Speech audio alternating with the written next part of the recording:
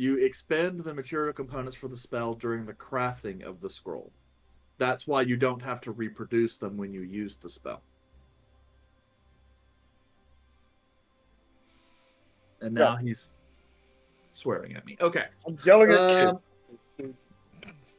Are you saying I'm not a child? Oh, yeah. He didn't I'm say yelling that. at you two. Okay. I'm fixing to say, because I'm big enough. I could... Never mind. Hey guys, welcome back to Tuesday Dungeons and Dragons. Woo. Oh, yes. I'm here, Eric, the Dungeon Master here on the Black Tower Stories. Currently running the campaign Adventures of Athoria. I am joined here with 4 of my party members. The other one is running late and maybe will be with us sometime before the break. Who knows? So, now, when last we met off, the Silver Knights of the Mythal, a couple of your members had recently died due to a surprise, sneaky, underhanded assassination attempt by a Shade of Cavail, who goes by the name Bachalan the Shadow. After killing 2 of the Silver Knights of the Mythal, some effort was made by the remaining party members to facilitate their resurrection. That was able to be completed, and the party, fearing the existence somewhere still of Bashalam, decided to withdraw from the capital city of Er Arielen to Alaris' Sanctum, which is currently in their use. Basically until the heat dies down and your party members get over res sickness. Basically. And, thankfully, and we were all very happy that I forgot to roll the resurrection ritual roll for Yandere, because I rolled a nat 1, so he would have died had I remembered to do that. Just save that for later. Yeah, the retcon is strong with him. So yes, all right, but the group here has spending, I'm guessing, 4 days at Alaris' Sanctum, waiting for your party members to completely recover.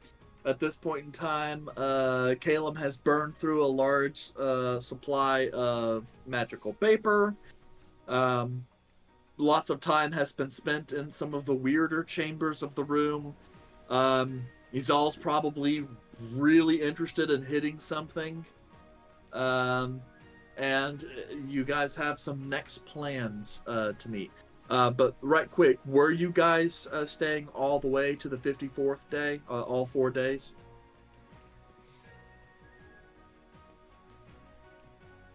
I'm fine with having a -1 modifier to everything, but anything more than that, I would wholly disagree. So if you and Kelmac decided to sleep off all the res sickness, the morning of the 54th would be you guys would be done. So just trying to make sure we're all in agreement on what day it is. What season is this? It is the 2nd seed. So summer. Yes. Specifically, this would be like July. About mid-July.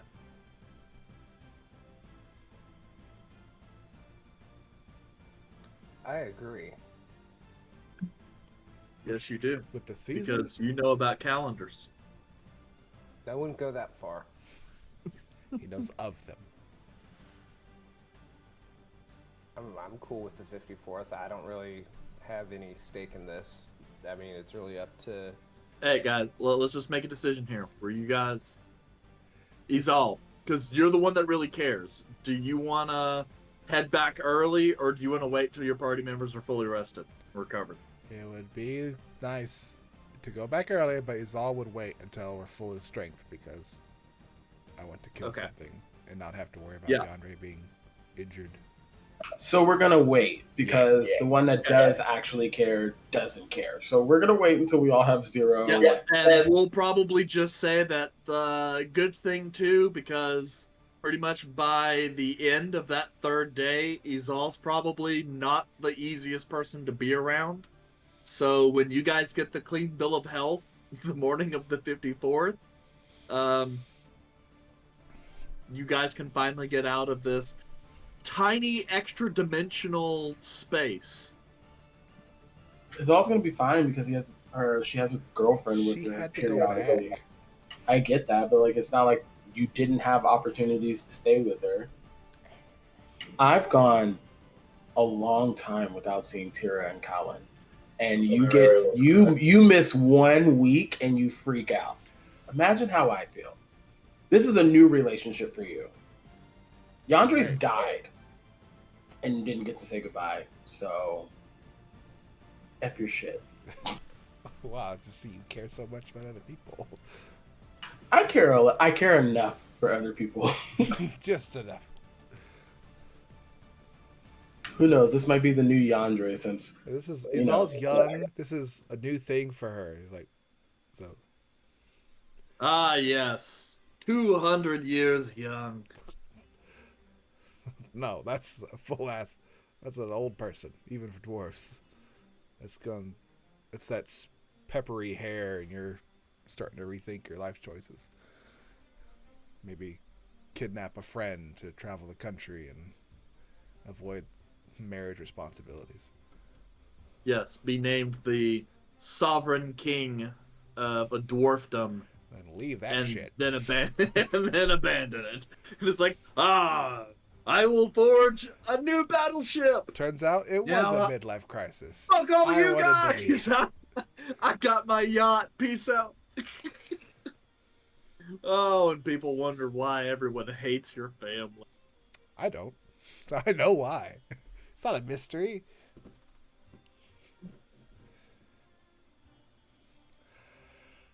So we'll wait the morning of...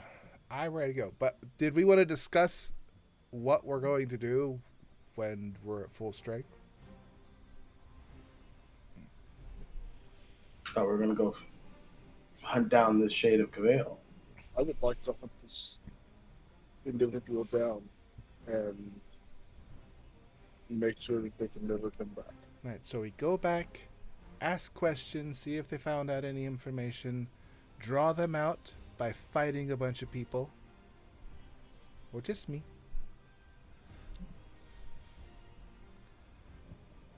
Now the question is, when we go back, are we going to keep Calmac and Andre invisible? So they still look like they are no longer with us? Or do we flop them so that we have succeeded in bringing them back?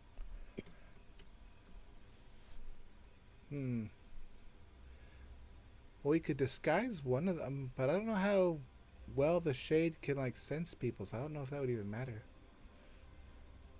Yeah, I don't know. The Ranthier kind of enters your brain a little bit. The shade is only capable, as far as I'm aware, of tracking the person to whom is their quarry. So, I don't know. I suppose that would depend on whether or not your friend, Lolred, is still technically being tracked. So maybe Bashalon is tracking us the old-fashioned way? Well, from what I understand, it's kind of like when a hunter uses magic to mark a quarry to track it. Something like that. But I was a farmer, so what do I know? I mean, you were a farmer, but like, what about everyone else? You're not the only one there, Ranthier. That's true, but that's a lot of people to talk to. Good consensus. We did a poll before, and I think we come up to a decision that you guys are really bad at making decisions. Well, it's hard enough for any group of people to reach a consensus when you're all mostly familiar with one another. When you have several hundred strangers shoved into a tiny space, any hope of consensus largely becomes impossible. I was elected the representative because, well, most people didn't want to talk to anyone and just wanted to be left alone. Some of the rest have gone mad, but who can say? Okay. Hey, Caleb, is Caleb? Where Caleb? Caleb! Where is Caleb always? I gotta find. It's harder to find him in the sanctum than it is in the room. I know where he's at there. I'm in several different. He could be I'm anywhere in- here. Yeah. Fuck.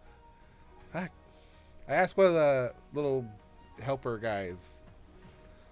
Have you seen The Caleb? servitor? Yeah. You seen Caleb? Yep. What kind of a pale, blue tunicked elf child goes? Yes, yes. Can you take me to him or tell me where he's at? I can take you. He's in the scriptorium. Okay. I know where that's at. You don't have to. You can keep doing what you were doing. I'll just go. Okay, I'll get started on dessert. Okay. I got the scriptorium. Okay, passing through all the books, the back area where the scriptorium lay, stacks of paper, shimmering inks, and Caleb. Caleb! Amidst the carnage of several hundred sheets of paper half filled out in front. Caleb! Where the hell are you? Over here. What's up? You need to put up some of these books. Not my job. His job. I point to the servant that I have with me, taking the books that I'm no longer using back lazy. to the shelf. Yep, and he's just kind of sitting here, rickety, trying to hold on to these books. Man, we got here. He was in perfect shape, and you've really put him to the ringer in a few days. Yeah, this little Nimberite comes around. He's got like this little curly Q mustache that kind of twists a little bit. It's a sign of stress. I'm one of the oldest individuals here. The ages don't show. Caleb, Yes. Aranthier says that one of us might be like marked, maybe? Because we're trying to figure out how Bashalon might be tracking us. Let me look. And he's gonna go to his spell book and he's gonna look up the spell. Sanctum! Give me a second. Sanctum! I mean, can we, like, see if one of us are marked with something?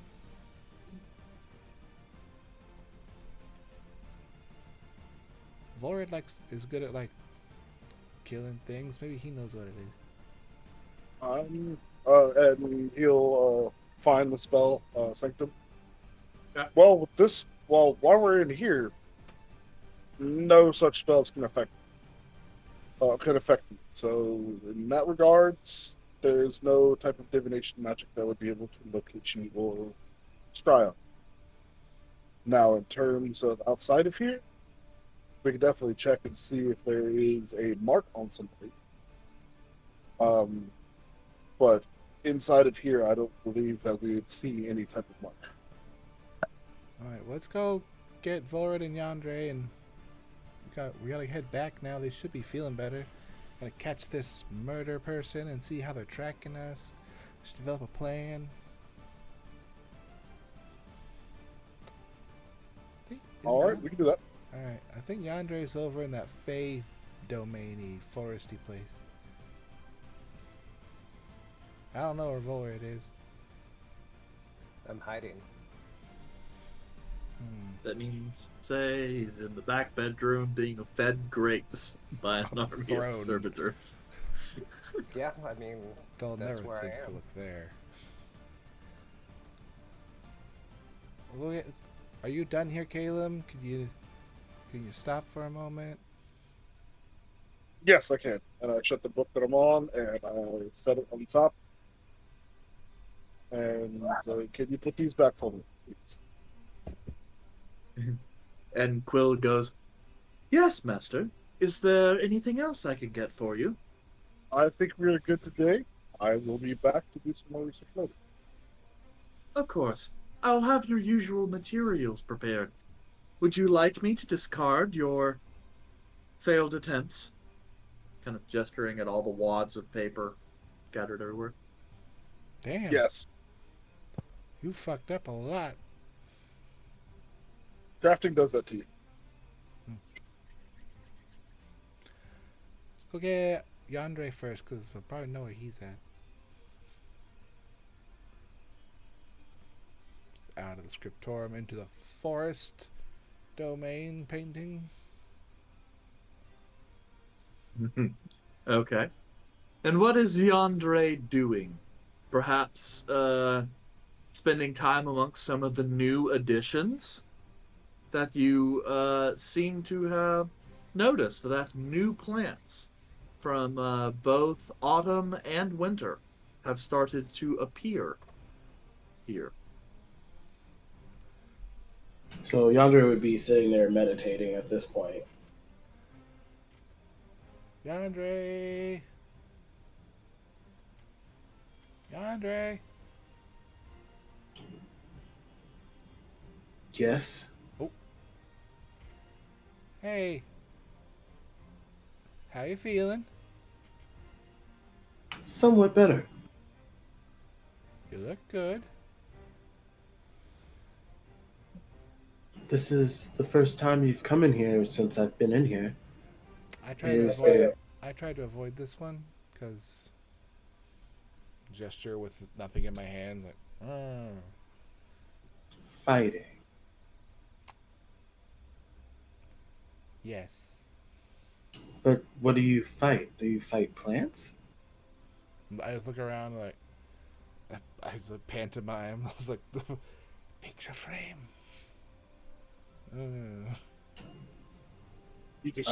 She destroyed this place. Oh, you were the one that destroyed this place.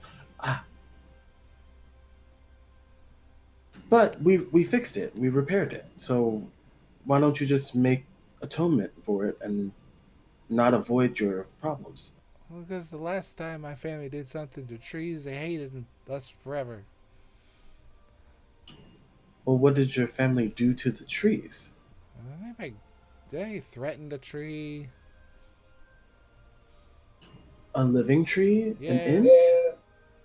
Why would your family threaten an int? My great, I wrote this down somewhere. Axel was an asshole, okay? Ah, the incursion. There's a name for it? Well, I tried to do some research on the domesticated elves here, and I found out that there's this elf named Serpentine, and he traveled. I think he traveled with your great grandfather. But he did mention that there was a dwarf that was banned from their place of residence because of their issues with the wildlife nearby. Yes, him. Yep. Only took notice because it was stated that neither he nor any of his descendants should ever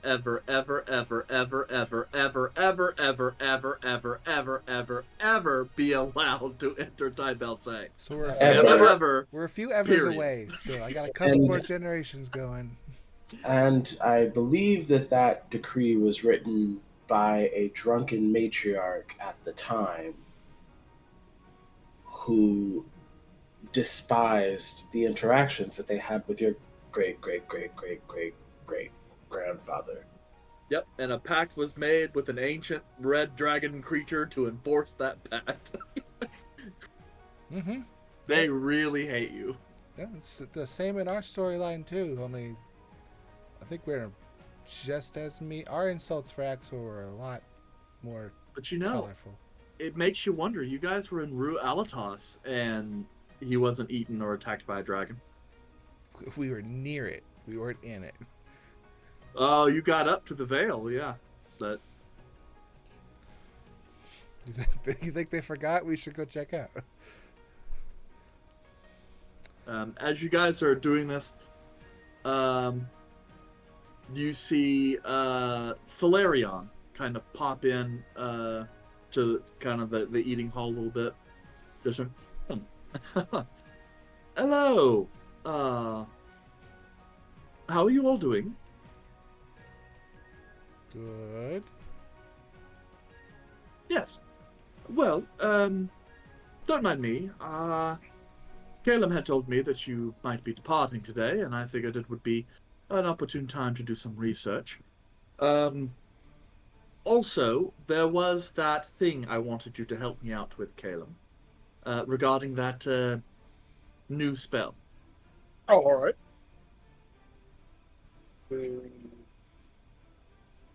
I will be right back.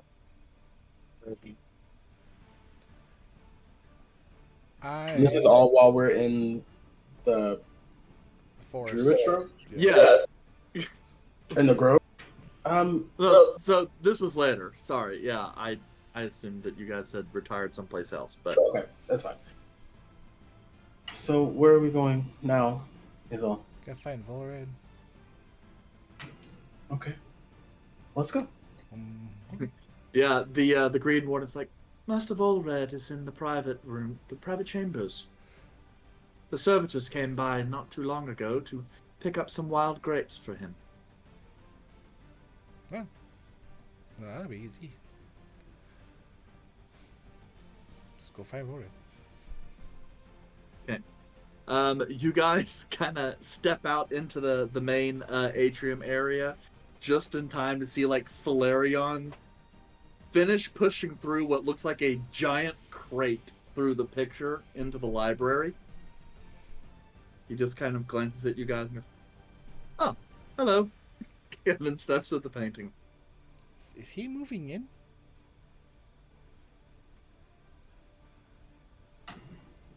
I really don't know Volred to use manual labor at all, at least on his side. So I would assume that since there are servants, he's probably utilizing that to the fullest capability that he can. Yeah, That's sorry, Falerion. just to be clear, it was Falerion, not Volred. I was like, did I Oh, sorry, misspeak? my bad. I thought it was Volred. Volred doing manual labor? Outrageous. Who knows? You guys know how I get when my Adderall hasn't kicked in. I could you're have good. misspoke. Oh, it hasn't. But then I'll look over and be like, but Falerion is known to use slaves a lot, apparently. Child labor. No, it's totally legal. Just because it's legal doesn't mean it's not slavery. Slavery is legal in some places Yeah. until it's not. Yeah, just because it's not illegal doesn't mean it's right. Yeah, there's actually, well, we're not going to get into that. Internship with slavery. Nah. Well, okay. Paid internship.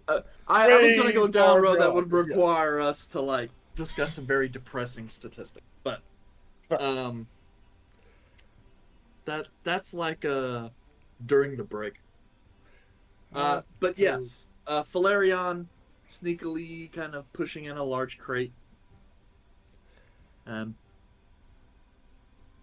Let's go get Volred before something blows up or something weird happens.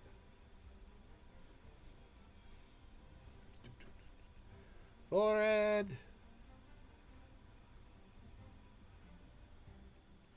I'm not going to just listen to Volred, any Volred. calling like that. You're gonna have to come find me. I'm wandering, Yep. trying to find you, and you just hear the noise get closer and closer. Well, you probably eventually see one of the servants carrying a plate full of grapes. One with a That's plate the full and one with and a the other plate one seems empty. to be carrying like a giant silver thing filled with ice and a couple more canted bottles of wine. Well, we should probably follow that. Yeah, you kind of make your way to Follow the trail of inside. debauchery. Let's go.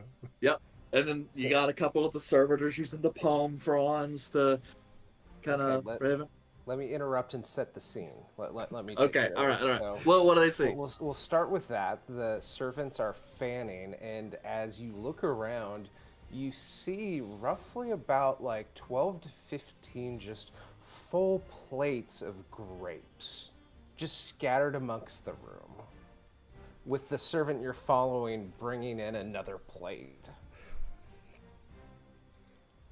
Yep, and as it comes in, he goes, "Would you like to eat the grapes now, Master Volred?" Not quite yet, but if you could go and fetch me another plate, that would be ideal. Okay, I'll set these here. And then Perfect. turn around and he just starts walking out all happy. The next one kind of steps in line. "Would you like to have some more red, sir?"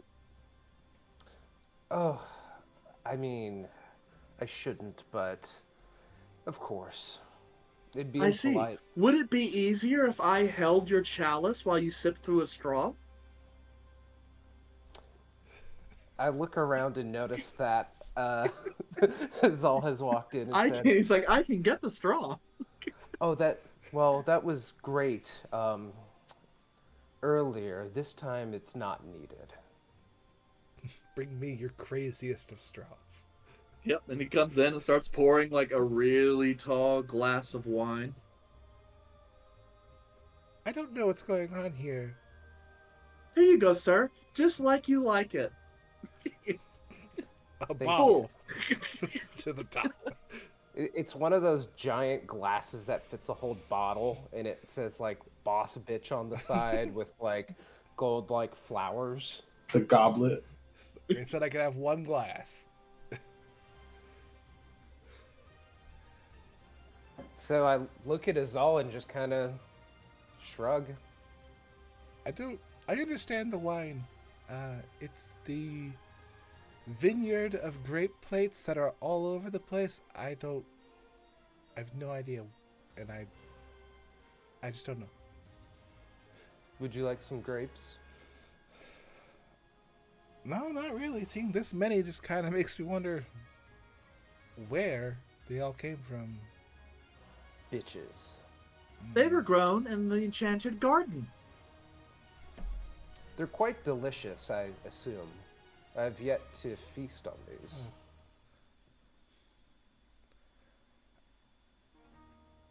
I don't know. I'm lost for words. Well, I plan to put it in the bag of coldings so that we could utilize this as snacks. They should stay fine, right? I mean, they'll flash freeze and kind of semi-explode. Have you never frozen a grape? No. Yeah, they don't explode. They're quite nice, quite delectable, but I should assume you haven't tried that. I reach down and I grab a grape and I put it in my bag of golding. And I take it out. And at this point, I kind of wait to, like, see if the servants are, like, still within, like, earshot. I assume the ones fanning me are, have, like, Still going. 20-foot poles. So, like, they're a little bit, like, to the side. And so I'll just kind of lean towards Azal and say, "Really, though, I was just bored. I wanted to see how many plates of grapes it would bring." All of the... They'll just keep bringing them. They're not gonna stop. Well, it's an experiment. I'm pretty sure that the Grove gets upset if we take too much stuff, though. Have you talked to the Grove? That's what they said when we healed the picture about balance and stuff. And you picked So a it's vineyard. either unlimited grapes or a mad grove. Which one? It's not unlimited grapes. It's just a lot of them. Well, you said that they would keep picking them. They would until they were out. Well, the grove's magic. It could just grow more. It's not magic that just creates them. It's magic that it grows them by consuming other things. Like there's water that flows there. So you just learned one magic spell, and now you're a master of magic. I know 3 magic spells. I use a You don't crappy... need to say magic spells. We get that it's magic when you say It all says spell. magic spells.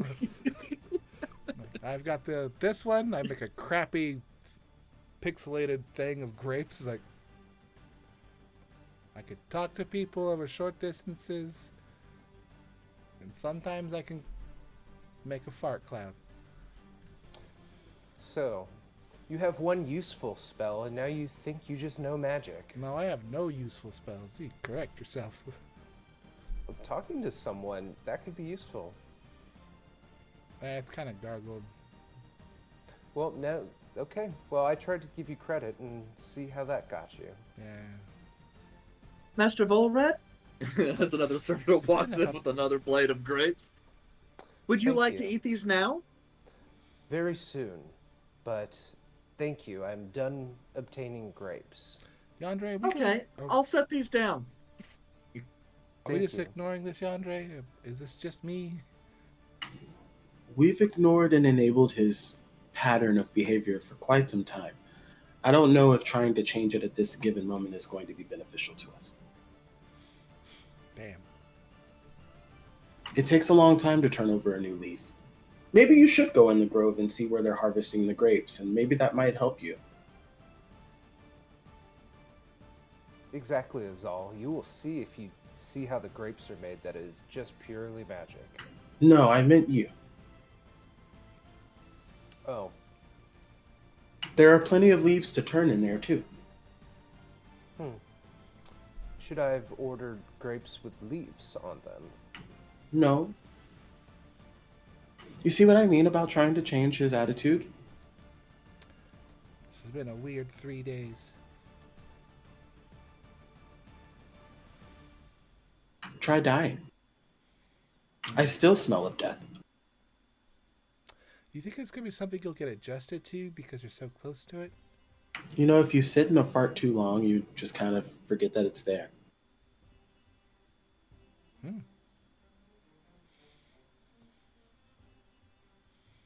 So hopefully, How long have you... We've been sitting in this fart for 3 days now. I also surrounded myself with flowers and other things to try to mask it. Did it help? It did until I left the grove. I figured like a pendant of like potpourri or something. Potpourri?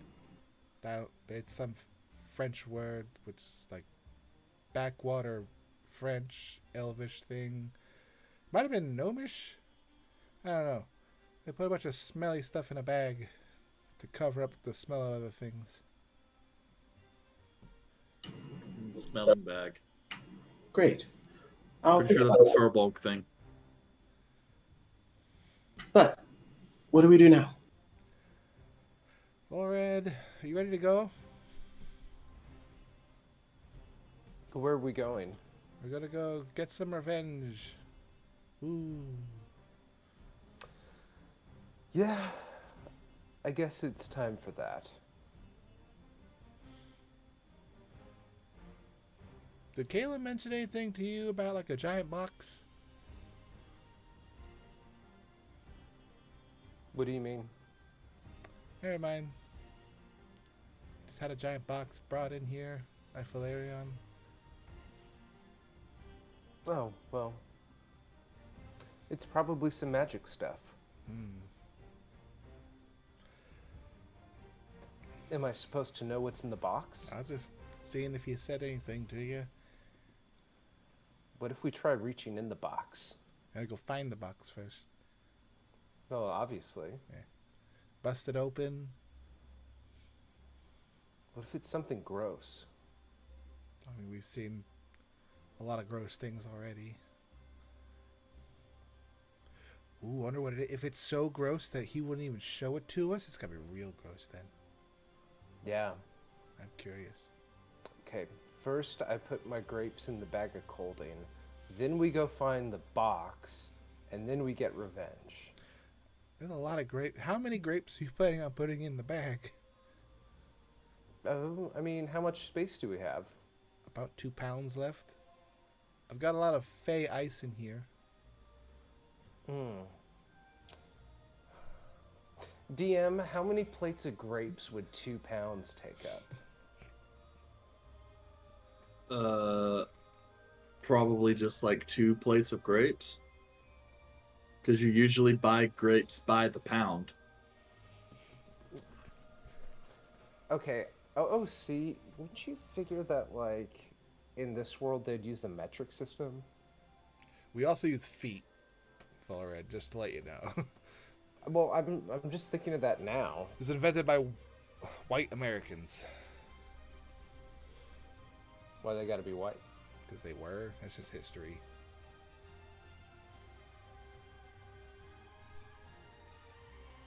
For a game that's supposed to be fantasy, I'm being pulled out by this system of measurement. I mean, they use the feet and all that because it's imperial and there's so many kings and queens everywhere. Yes. I will fit as many grapes as possible, and then I will take and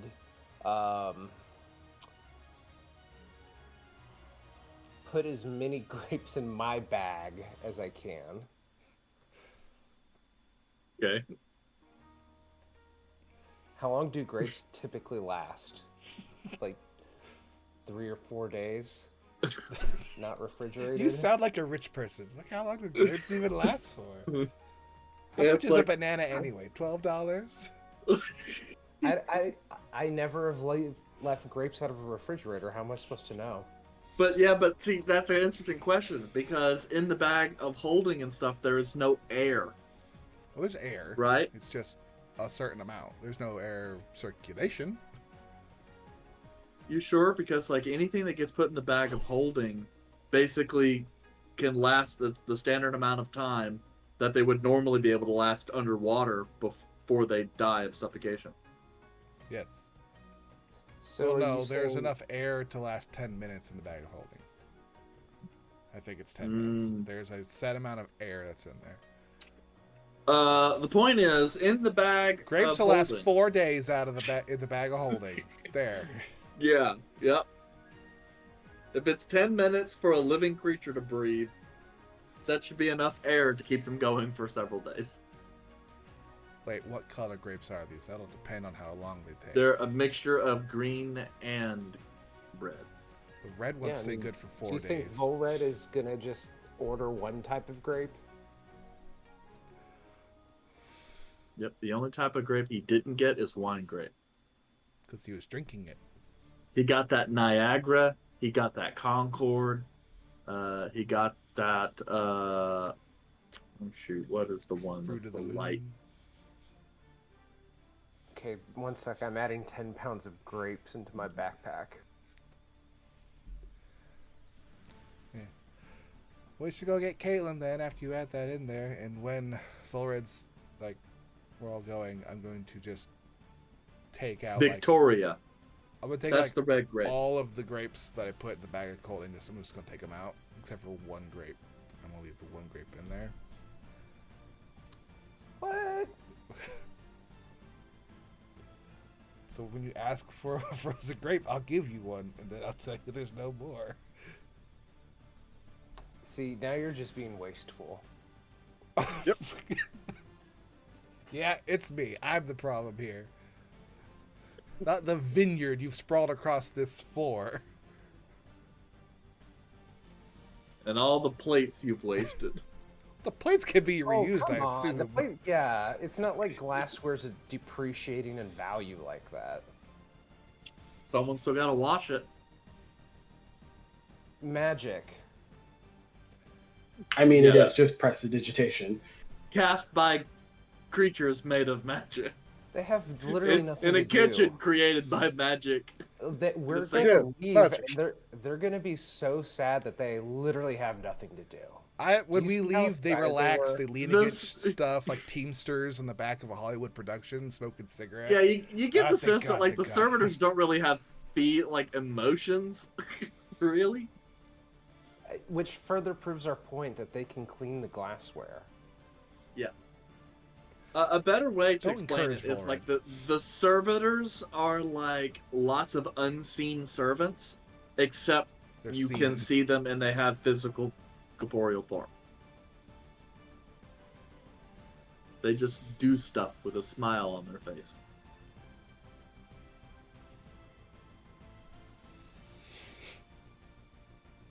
But yes, you guys seek Caleb. Yep, we go back into the library. Okay. Caleb! Valerian! You hear from the far back end in a secret room behind a bookcase. Caleb, I think they're calling for you. Oh, I would have already gone out. Nerds! Since we're about to leave. Okay, I'll finish up here. Hey, Caleb. Heyo. Where's Valerian? He's back there working on a spell. What was in the box? It's a material component for a spell that I'm working. What spell?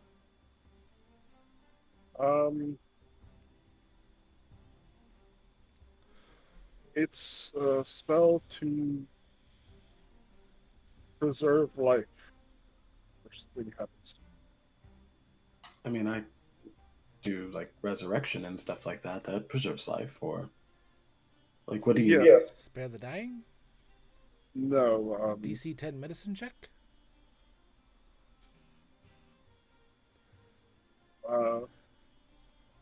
I got a spell a while back. It's a spell clone. Clone. What does that do?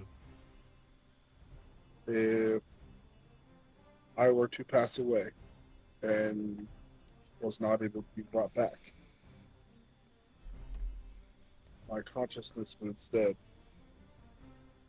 go to another body. Is this body around while you're around, or is this? How do you? I don't understand the spell.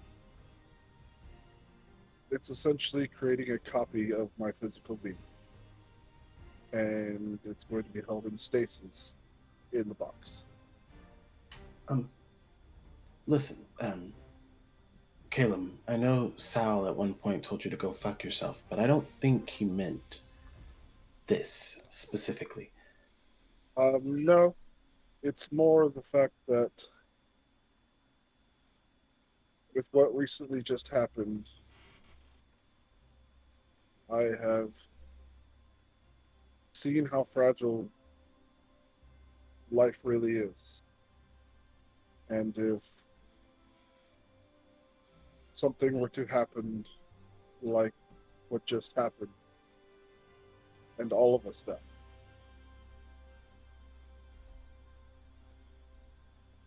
I can come back and try and bring you guys back. Oh, so you didn't think of this when I died? So I guess my I didn't have access to it when you died. Oh, okay. Never mind. Yes? And I'm like leaning in close. I'm like, this isn't like a replacement body for Maylor, right?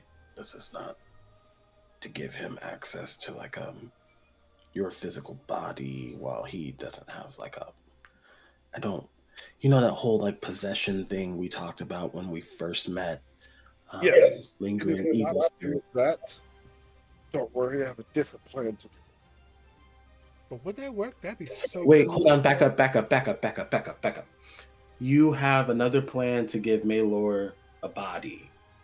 Well, yes. Don't you think he's deserved it by now? He has done nothing but try to help, and he's brought me back from the dead. I have served as the central target point for multiple fireball spells. That's because they won't target me. And then I lean closer again, just to be a little outside of shot, like earshot of Maylor, even though I'm sure he's probably still here because of the psychic connection. Caleb and I have telepathy. I can literally hear everything you say to him. He's on the other side of the... Reggie, go talk to Maylor real quick. Reggie's like, He's like, I'm I don't think he can see me.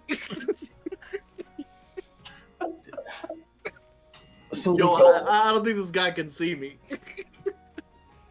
how quickly do you plan on giving him the body? And then if you do give him the body, Well, what happens to him? Does he still stay connected to you? There's a lot of questions. Um, I am not sure. I do not have a timeline. Before I do anything, and before I fully flesh out the plans to do it, I will discuss it. But there is a plan to give him a body. with access to all of his powers? As much as many powers as I will have at the time.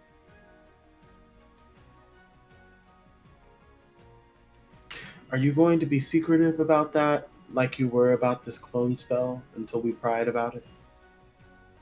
It was less secretive, more I wanted to see if it worked. And even if I do complete the spell, it'll be months before it finishes.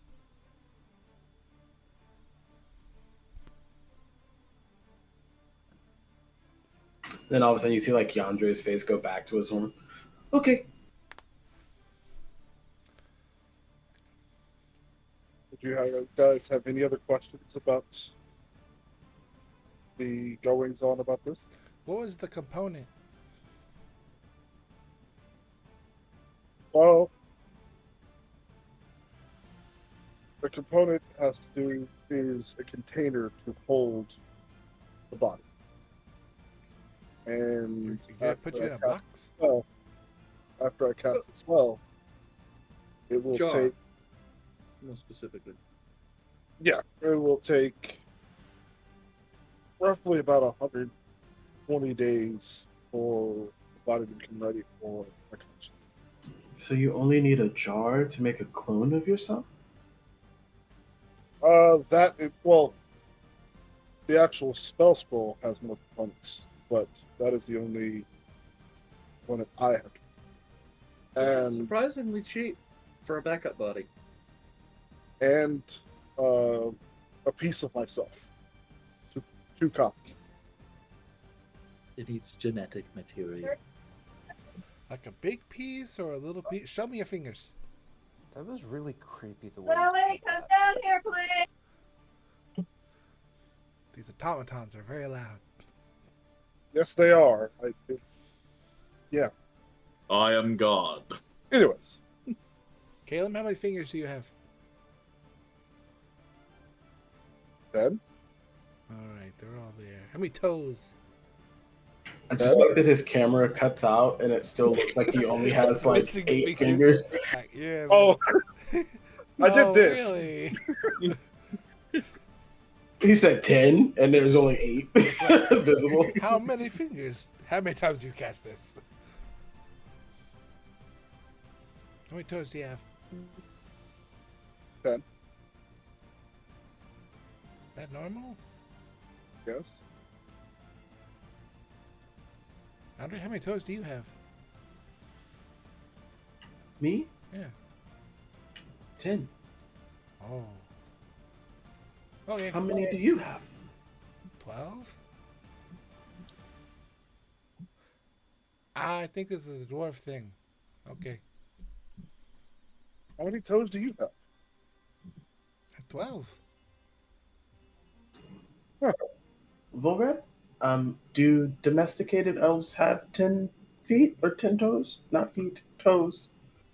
Well, I don't see how that's any of your business. I'm kidding. Bored just 10. learned that he is different than other people. He's got 8. It's like, what? It's for balance. His toes got clubbed so that way he can fit into smaller shoes. You know, there are some domesticated elves that have less fingers, but we had a couple of servants who were twins, and I know that in order to tell them apart, one of them had their pinky removed. So I guess those would have less. That seems really So extreme. wait, you're...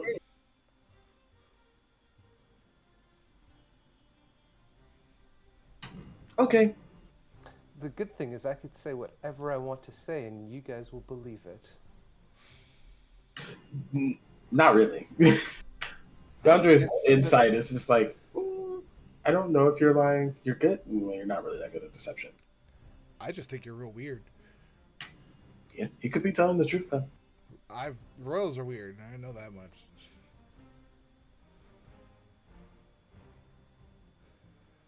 Okay, so plan. Go back to the city and try to draw out Bala Salazalan.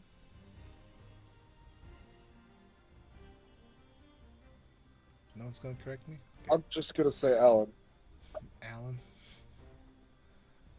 He was Alan. Yeah, that's the name of him. Much easier to say whenever you're trying to kill somebody. I still want to go fight in the tournament. And if we still stick together, then we can, like... Won't you have, like, 1 day left? I got, like, 2. That's a lot of fighting. I can do so much fighting. Realistically, there's still 2 other participants in the tournament. Kelmac and I can still collect badges, and then technically Izal could, if she wants to win, beat us and claim the badges that we have. Yeah, but I want to fight you like fair and square, and then if we're both weakened from a fight, then that would be the opportunity to attack, and we want to be strong. So why do you want to fight? Because I've got a pent-up aggression, and if we have to wait for Bashalana Manan to make his move, then I don't know what I'll do. So we would rather soften up the person who can take up the most hits and make it easier for Alan to do damage to us because you decided you wanted to fight. You're softening up one person. And Kelmac almost took him out. I don't know. I wasn't there to see it. The reports say that the other guy was not looking very good afterwards. So, I mean, that's one-on-one Kelmac did that. I think 2 against him should be able to take him out. Or do way better. I don't think he'll fight us, like, in a group. But we also don't have a way of drawing him out. Well, we do. And then Yandre looks over at Volred and it's just like, he is after Volred. So Supposedly. we have to make it look like Volred's alone then. And it's not supposedly. Whenever he came and killed me, he told me explicitly that he was looking for you. Supposedly, it's just what he said. I suppose. Oh, that reminds... Aranthir said that we might be, like, marked. One of us might be marked or something. Like, a hunter might label its prey with magic or something. Can anyone see if we're marked? Would I be able to use detect magic to be able to see if we're marked outside of the sanctum?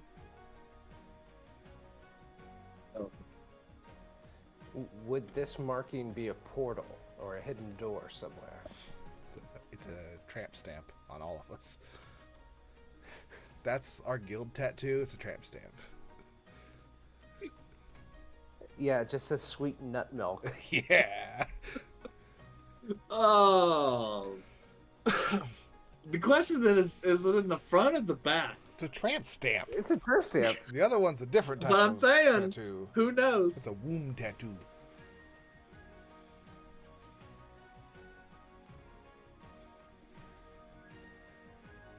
Sorry, guys. I'm just not well initiated in the ways of smut. Did you ever hear the song, Thong Song? Unrelated, I just want to know. No. Never heard it. What? He's a liar.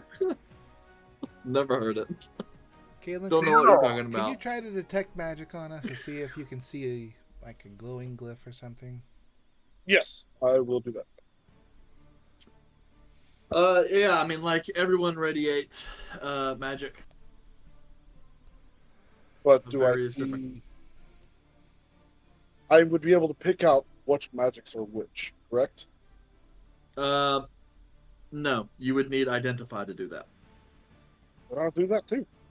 Detect magic lets you identify the type of school of magic it's coming from. And how strong it is. Identify lets you know, if you cast Identify on a creature, it lets you know if there's any magic currently affecting the creature. Ooh. I didn't Touch me, know. Caleb. But yes, I Not would- there. And especially since it's a ritual, you can take some time.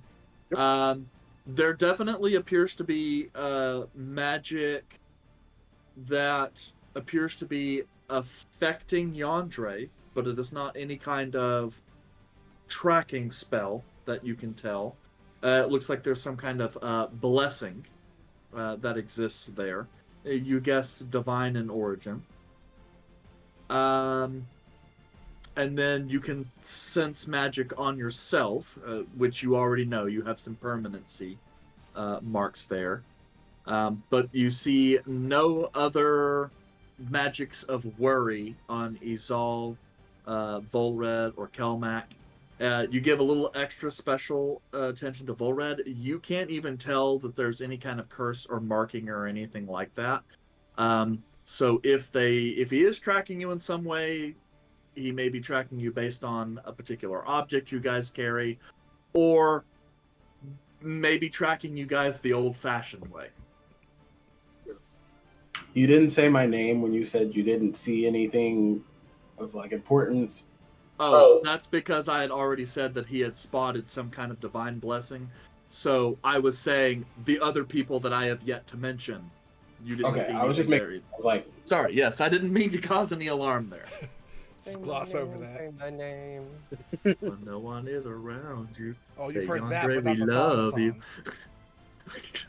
Well, I was a child of the 90s. And you didn't hear the thong song. Yeah. Nope. Destiny's Child. That is that band, yes. Who's the lead singer of it? Mrs. Brandy? I don't know. Mrs. Not close. Dre. Okay, let's move on. Hey, look, no joke. Sean chewed me out one time because I came over to his parents' house while they were watching Michael Jackson, and I said, "Why are you guys watching Prince?" What? Oh my! I know. I had to pull him into another room Yeah, and be like, "Don't you yeah. ever-" He looked at me and said, "You did not just ask me that." I was embarrassed. Well, here's the They're thing. entirely different. Was it a Prince glimpse? has like a Or good was it basketball game. He full on Michael walked Jackson it for like more than No, 5 seconds. it was a glimpse. But the point is it was so obvious that no one should have ever got this mixed up. So, yeah. And his parents probably never forgot that. No, never. Oh, you're the Prince kid. I would have just called him. Well, I don't really know. I think only Sean's mom was home at the time. But yes, Sean was very visibly offended. Okay, so we have no magic on us tracking us? Yeah, which leads me to believe that they are either old-fashioned tracking us because we're not really that stealthy, or they're using an item of some sort, which is a little bit more difficult to hide. We carry a So, lot of yeah. distinct magical items on us. Yes. And with the spell Locate Object, within a certain range, it's very easy to find. Or if somebody casts the scrying spell, they can easily find out where you are. So I would like to go back to the city, start fighting in the tournament, try to draw them out that way. Should we make Volred obvious? That way he might draw them out. Should we divide up into specific teams? Because no one should be left alone, so I definitely shouldn't.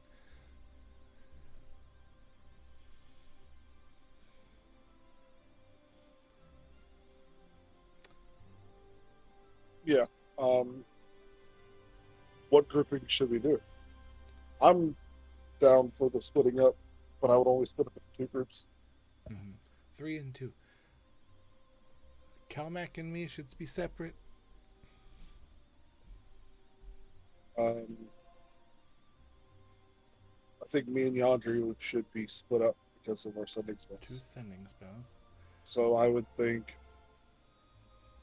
me and Azal, me and you, and then Laura and Yandri and Kelvin. Okay, we can do that. And then if Yandre and Calmac want to still do parts of the tournament, they could still do that because they'll still be utilizing, like, one person will always be at full strength. And they can rotate that way.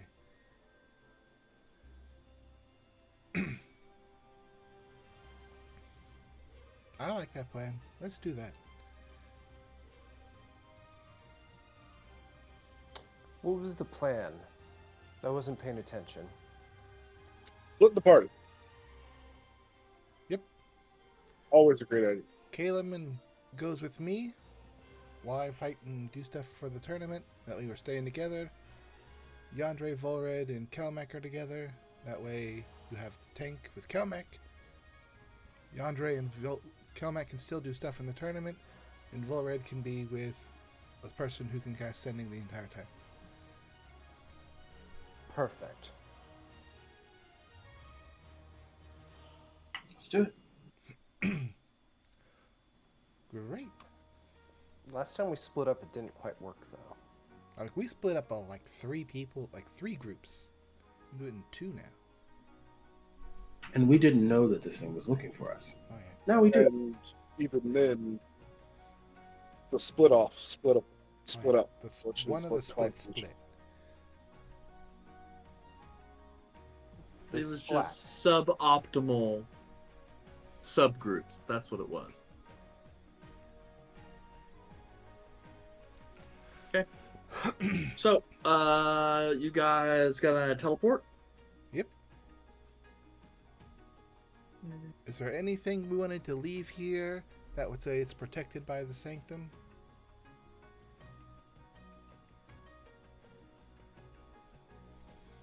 Yeah, I'm leaving Ceranos's head, and that's it. And where precisely are you leaving the head? I would leave it in the grove. Okay.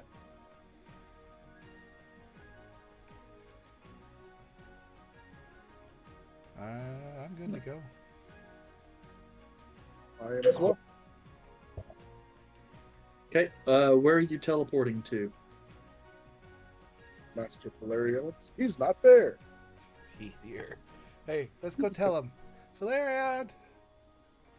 I'm gonna go tell. Hey, by the way, I'm gonna teleport to your circle. And then you hear out from the far back of the library. Yes, that should be fine. And Why does he sound like he's doing something he's not supposed to be? probably is. He's helping you with a spell. Yeah, he's setting up the clone spell. So is he not They're supposed to be setting up- doing that?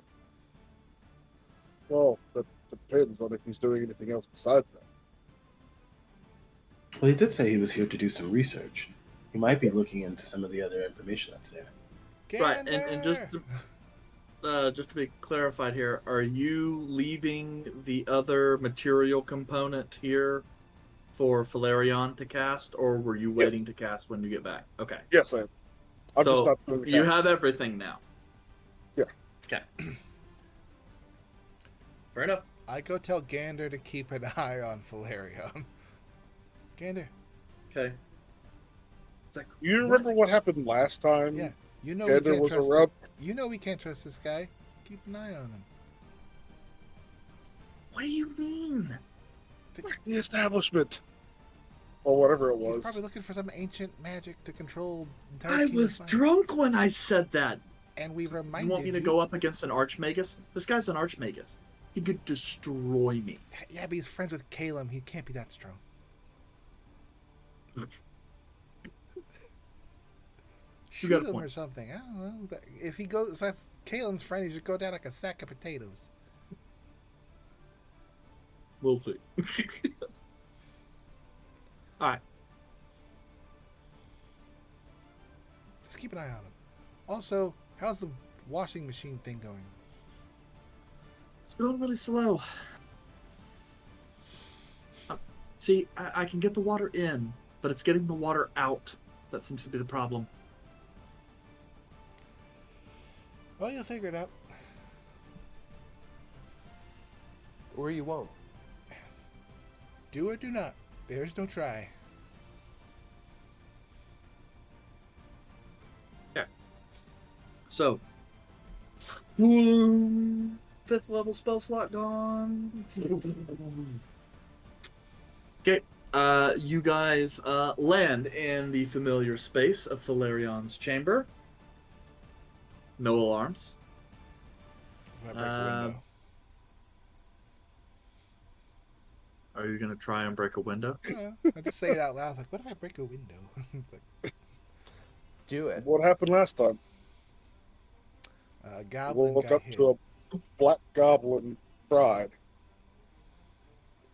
Got this trusty brick right here. Counter spell. Let's not say we did. It's my counter spell brick. Funny thing is, it actually has runes to counterspell. It Okay, just says silence on it. So were you guys heading down towards the Coliseum? Yeah, but did we want to split Yeah. up, or did we want to stay together as a group and then split up? I say we stay together till we get to the Coliseum. And did we want to have Gondre and Carmack in some sort of disguise? I mean, Vord has that hat of disguise. Yes, we can give one of them that and have them be another individual.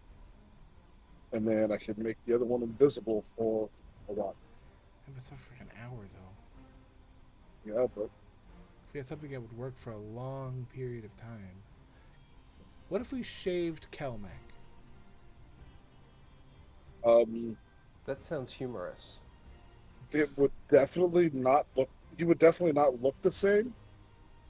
But I think it would be very, very noticeable, and somebody would notice that there's a shaved cat, Yeah. and he would be quite angry. And I look over to Calmec, and he's just probably growling. I'm not gonna actually shave you while you're awake. What if we give him curls? Pearls? Curls. Curl. It's his What armor that's if? distracting. Okay, that's if fair. you use prestidigitation on random objects to make them smell like catnip. It's an entirely different idea. All right. That's an even better idea. So he just starts rubbing up on random objects and people while out in We're trying to public. not draw attention to him specifically. Oh, Oh. God, we can't. Yeah, It's an interesting This is- idea this for. is the That was worst a thing. perfect idea that I'm going to use next time. he's Damn! around. If only I was a character in this game, I would fuck with him. Caleb, let's prank Kelmac next time Aaron's on here. Yeah. Just got to remind And you. I will forget. yep, and you in like know 2 seconds. Aaron is not gonna watch this episode, so he'll have no idea all the gold. No one tell him.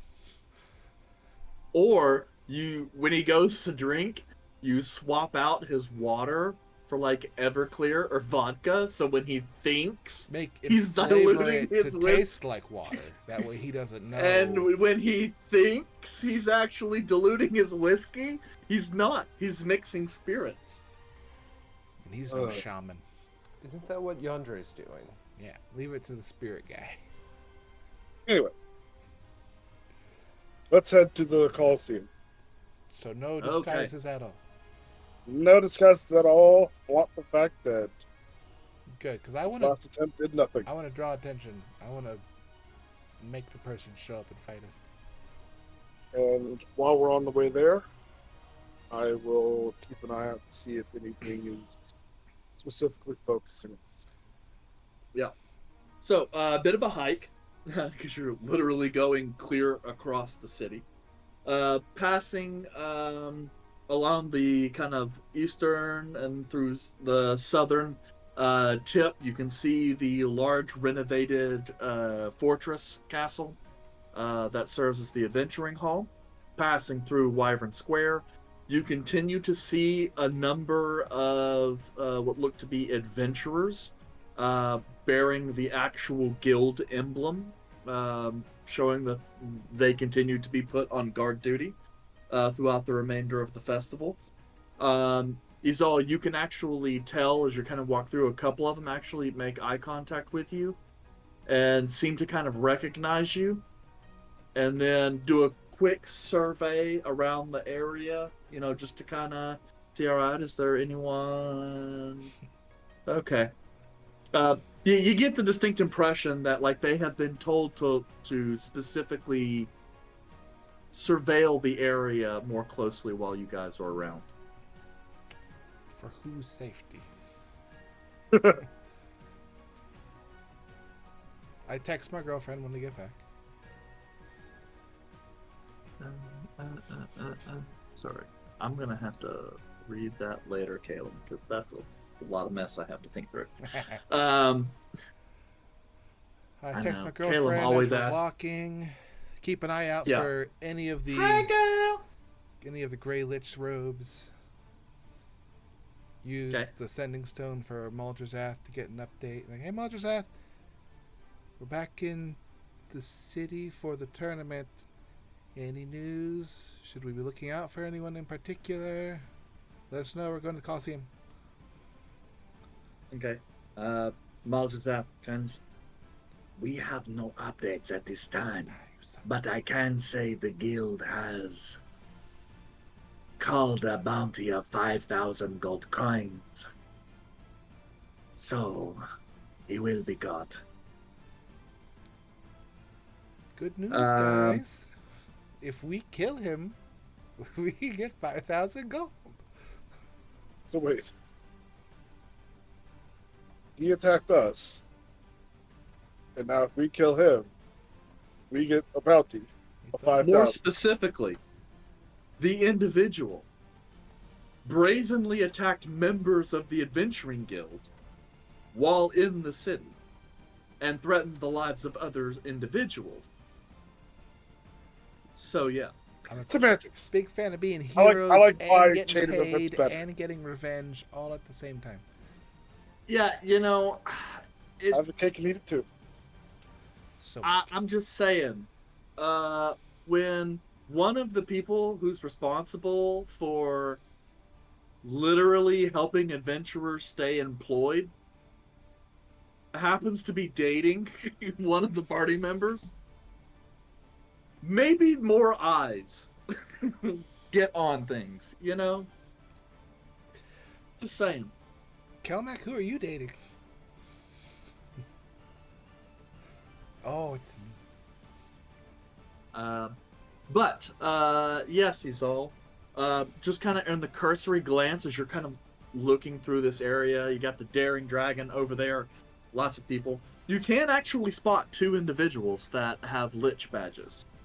One of which appears to be a tiefling. These kind of flowing robes of dark silk. You're guessing some kind of spellcaster, most likely a warlock. And then you also notice a tabaxi individual with this kind of jet black fur and bright blue eyes. With these kind of leather scale and kind of bandages wrapped around. And a quarterstaff. You're guessing some kind of martial artist. I'm curious about something. Since Kelmec is a tier, are we going to have only non-group fighting right now, or are we not going to have them fight at all?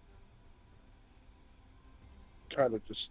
That depends. If you guys say Kelmac fights, then I can just kind of adjudicate some stuff on the side. Okay. Gotcha. I'm okay with that. I was just kind of curious just because of the one-on-one aspect of that fight would really play out for it. Want me to fight one of them so you can see how everyone reacts? Do it. Cool. You got this. Question: do you want to be hasted beforehand? Nah, don't last for a minute. That's cheating. Fine. Real quick, Play it fair, I guess.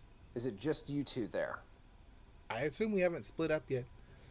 Yeah, you guys are still making your way through the Yeah, adventurers' quarter, you know, a block or so from your house. I'd say you guys are about halfway there.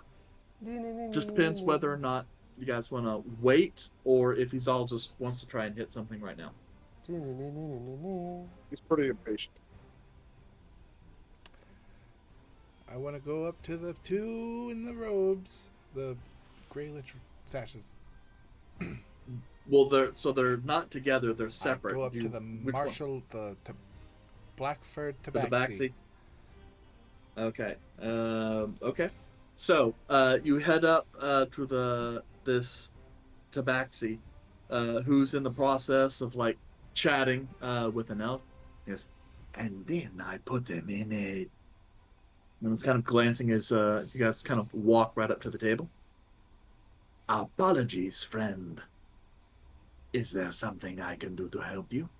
Oh, one second. And I reach into my bag of holding and I pull out my sash and I throw it on real quick. Like, I noticed you're in the tournament. I don't have a lich badge yet. And then kind of looks down. Which one are you? I'm pretty sure I'm the Griffin. The Griffin. Yeah, I'm pretty sure you were a Griffin. Like red And and he goes, gold.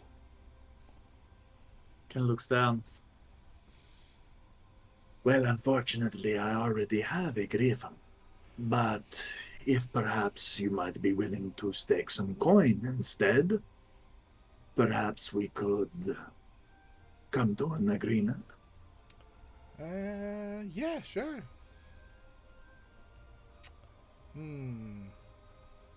Kind of sizes you up. You have some very nice equipment. And this being the last day of the tournament, what would you say to 250 gold? Oh, man. Yeah. I gotta get that. I really need that lich badge. So yeah, 250. Very well. The agreement is we fight. If I win, you give me 250 gold. If I lose, you get my badge. Deal. Excellent. So, he's kind of looking around. Do you wish to fight in the open, or is something like the alleyway fine? Alleyway would be kind of narrow. You look like someone who needs a lot of movement area, so why not out in the open? That is fine. Looks around. Perhaps over there by the fountain. Sure. And as you guys he sets the drink and stuff aside. He's like, I may be a few moments. And as they guys kind of start walking, since we are both martially inclined, I assume there is little to no magic that needs to be present. I mean, I have some magic, but I won't be using any of it. Very well. Then let us agree there shall be no magic. And how about no consumable magic items either? If you have gear, such as your axe or armor, that is fine. Oh yeah, I've got. Wouldn't want to use a potion or anything in a fight. That would be like cheating. Save that for large monsters. And you're not a large monster. Well, no. But hopefully I can provide you some entertainment. I'm ready to go. I hand some stuff off. Like, hold this backpack. I'm not gonna need this. Just that there. Not gonna need this. Not gonna need this either. I better take my bags off. Yeah.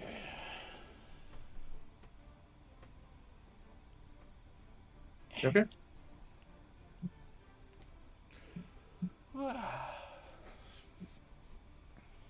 Did you have one of your compatriots that wished to oversee the fight or referee? I mean, I'm assuming we're not going to try to kill each other. That kind of puts a bad taste in everyone's mouth. I certainly enjoy fighting, but if we are going to go that route, I think my life is worth more than 250 gold. It's usually like 300 gold, and like diamonds are involved. Yes, I will but oversee the fight. If something were to happen, I will make sure that either one of you are conscious. This is Caleb, Arcanist, Yeah, he Supreme kind of guy. he glances over your still level 1 starting armor. His It's like- robe. His robe has. Yeah. No, he has his cool robe he paid for. Well, I do have an awesome staff. Yeah, so he's kind of looking over and it's like, hedge wizard, perhaps? Associate hedge wizard. Yes. Not that there is judgment, it's just, I know life is hard for your kind. I appreciate that. We can get drinks afterwards, but let's come on. Last day, we gotta get going. Okay. So you guys kind of find a spot where it looks like you guys are gonna square off. Everyone kind of looking like they get an idea of what's going on. So some people kind of evacuate the immediate section of the square. Others kind of press in to see the fight. And then yeah. So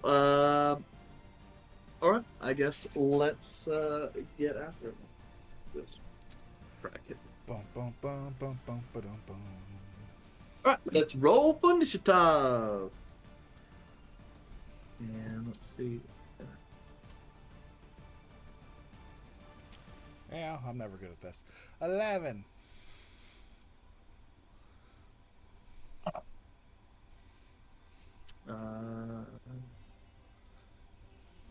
That is 17. It's like 30. I'm like, well, this is going well. No. As we I get was ready just to go, it's checking like, to what's your see. name? You gonna call out? Yeah, as I start Can I ask? stretching. Well, my name is Sasha, which in the tongue of my people means talon. Like a claw. I know what talon means. Hi, Mizal. Let's go. As we just rush towards him. He rushes Okay. whatever. Yep. So he's going to go, okay, hop from foot to foot, and then come at you with surprising speed. Oh, he's quick.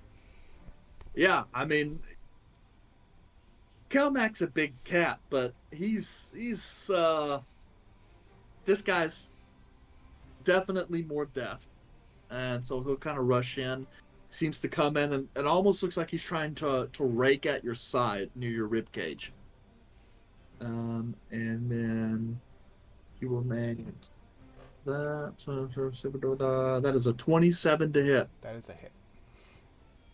Yes, not a whole lot of damage. That is going to be 15 points of bludgeoning damage, and just double check. No, it is not magical. I have a question, Eric. Yeah. Do I get any benefit for being a bear? To your initiative? No, for getting punched. I don't know. Oh, you mean do you bear out? I don't know. I just Do you kinda go berserk? I don't have a berserk mode. I just normally don't get hit by non-magical damage. So I was like, let's see what happens.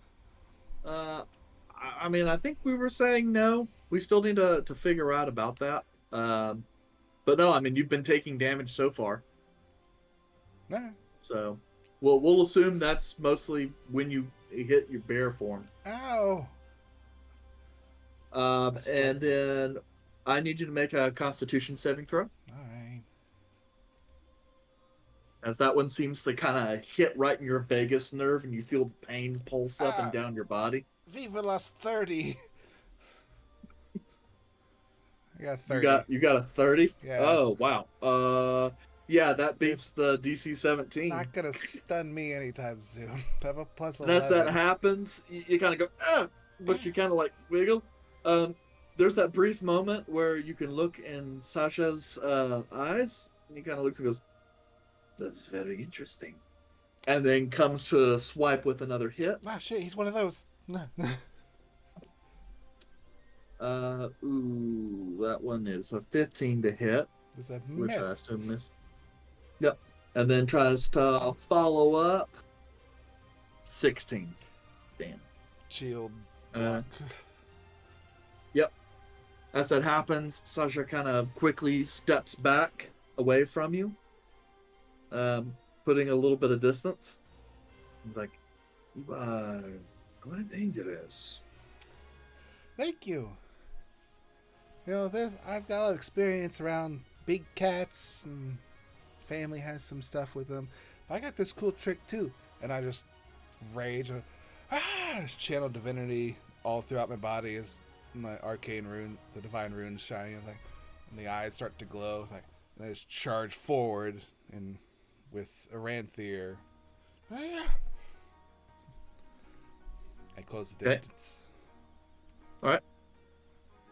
And I will recklessly attack. Since someone wants to try to stun me, I might as well get some benefit out of it. It was a 26 hit. Yes, a 26 hits. Cool. I gotta pull up my roll 20.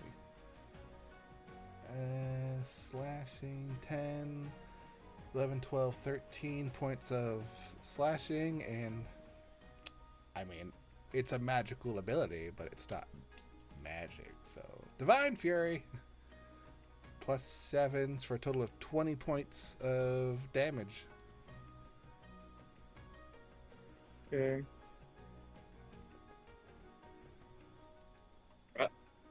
He takes that, gets battered. You can see him kind of wince a little bit. Before the Hit second home. attack, I kind of mentally go to Aranther's like, so he's not undead. Good to know. And he goes, "No, certainly not undead." Alright, well, let's just have some regular fun then. And I attack again. Okay. Whee. The 29 will hit for 8, 9, 10, 11 points of slashing damage.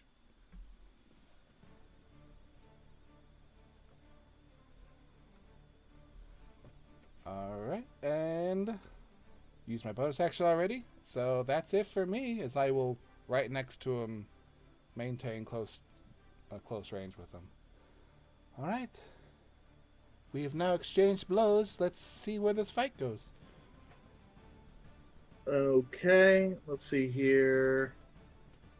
As you kind of finish up to do that attack, Sasha is gonna kind of reach in right quick, kind of step into your personal space, and start wrapping around, almost as if he's going to grapple with you.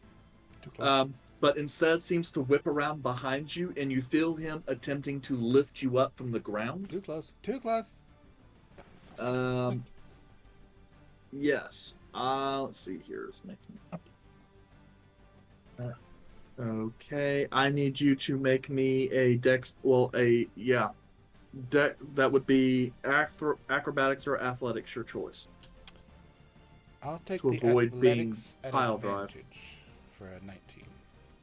Okay, that's a pass. So you feel as though Sasha's there, and it's like trying to grab you and throw you. I use To my the 12 ground? toes to anchor down lower. You drop that dwarf in the center of gravity. As it happens, I was just like, God damn. Okay, let's try this. When he puts me down, and then actually, when he puts me down, it's like, don't call me fat. yeah, and at this time tries to, give throw a little bit of blades of the body in there. You have advantage. That is true.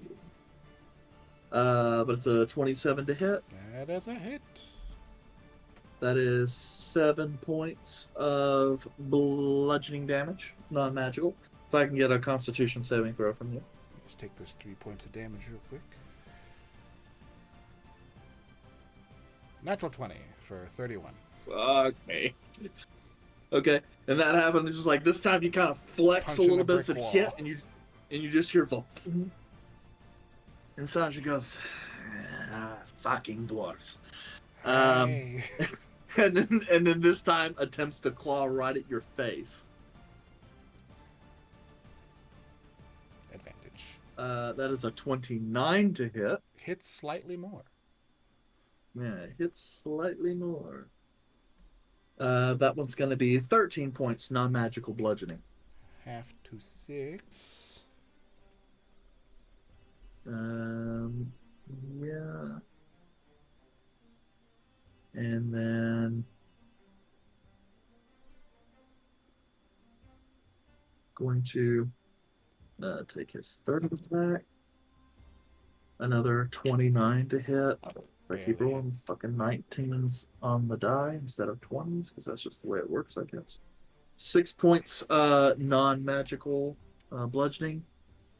And then as he's, kind of sitting there punching in, he's like, fuck, and then tries to go and do quick 2 extra jabs right in there while he's, got you a little exposed. Using flurry of blows. 18 to hit. Misses. Okay. And Shield then gets that one. next. Ooh, natural 20. It hits. So then The monk. that is 25 points of non-magical bludgeoning. Half to 12. Yep, and as that happens, you see Sasha kind of, again, jump back Ow. a little bit, kind of trying to size you up, going, all right, surely that had to do something. Kind of stretch a little bit to pop the rig back into place after the natural 20. What's new, pussycat? Kind of looking at you, like, percentage-wise, about where's your health? I've dropped maybe 15%.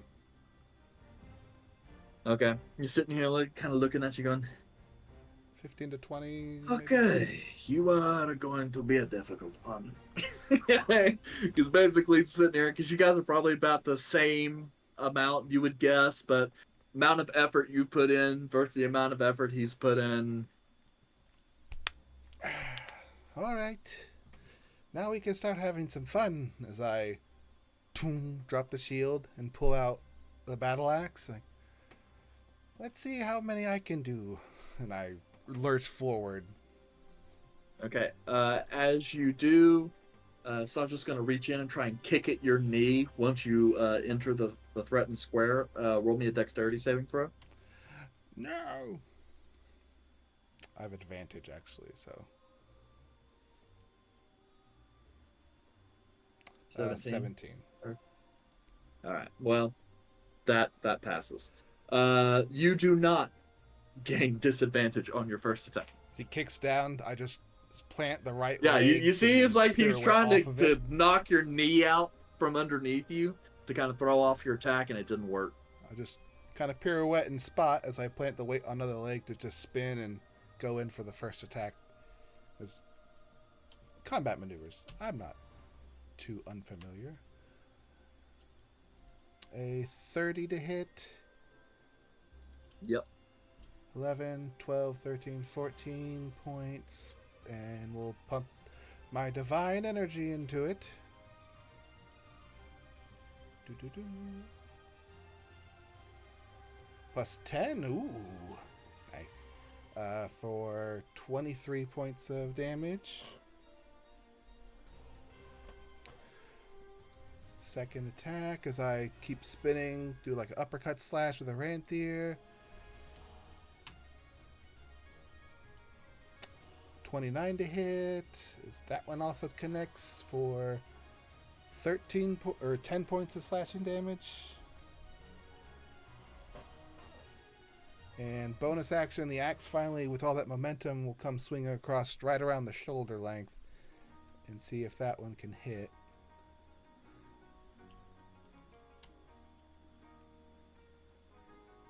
17 to hit. Double check, but that misses. Just misses. Mm-hmm. He ducks. So there's that big thing where it comes around. Saja's gonna, and then when it sees the axe, goes and manages to just kind of barely duck out of the way. And after spinning around, I'll reposition myself in a fighting stance. Like, okay, round 2. Your move. Okay. That was not good. Can you hit with the left and the right as well?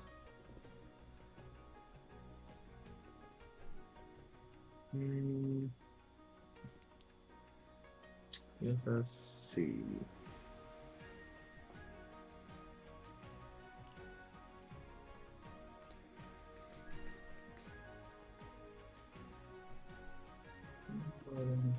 Okay.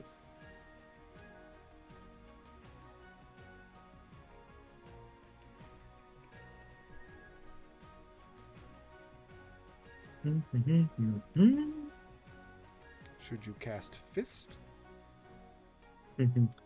I may have to cast Fist. But yeah, then he kind of goes, shit. And then you watch as Saja kind of reaches out his claws. You see the claws kind of reaching out of his paws, and they start to drip like shadow energy. He goes, we shall have to do this a different way. And comes after you. First attack. 29. Barely hits me. That's like the only thing I can do. That is 9 points magical bludgeoning and 6 points necrotic. So a total of 10. Yep. Ow. And then second attack 21 to hit. Hits. That is 15 points magical bludgeoning and 1 point Total of 8. necrotic. Third attack. Another fucking 29. Oh my god. I'll take it. I mean, I know, but that's what, the 5th or 6th 19 I've rolled this attack. And I just, it's 5. like, I've gotten a lot of 30s against you. That's true, but it's kind of annoying. I mean, I did get a 20, but still, blowing all my good rolls. That's another 15 magical bludgeoning and 3 necrotic. And then we shall flurry of blows once again. For 23 to hit. Hits. And that's going to be 11 points bludgeoning, 3 points necrotic, Total of 8. and 19 to hit. That one hits now because I dropped my shield. Okay. For a grand total 13 bludgeoning and 5 necrotic. So just and just cutting through your body as much as it can. Thing kind of sits there, looks, tries to go, all right, what about this time? And how are you looking, would you say? Got a lot of like death of 1,000 cuts here. It's like, ow, man, the necrotic kind of hurts. I'm still above 50%. I'm probably 55 to 60 right now, percentage-wise. Like, I'm not bloodied. I'm very irritated at this point. Yeah, and Saj six just, yeah, you can see Saj is a little irritated too. It's just like, this is like, it's like, this is my best move. What the hell? I'm impressed. I don't have anything else to say about it, but All right. Your turn. as I just kind of do a step to the side, just to get momentum for Aranthir to swing as hard as I can, and do a quick slash as I swing with advantage. Come on. Avantage. Oh, that's a good number. The 23. 43 hits. Okie dokie. 23. Add in my Divine Fury. 11, 12, 13, 14, plus 7 is 21 points of damage. How's he looking? As I start to swing again. I would say getting pretty close to bloody. Probably right around where you are. Neat. Second attack. Same thing. 23 to hit. So that's going to be another... Ooh, max damage. 12, 13, 14, 15 points of damage.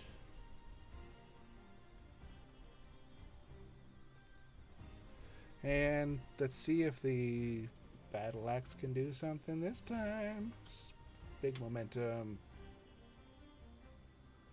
19 to hit.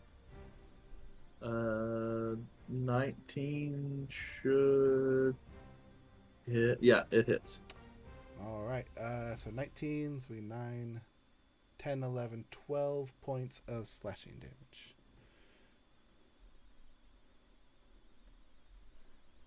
Okay. Kind of crack the shoulder, get back in position again. Both weapons out, just ready for another onslaught of attacks. Like, how long can you keep going? Because I'm enjoying myself right now. I have a lot of pent-up aggression.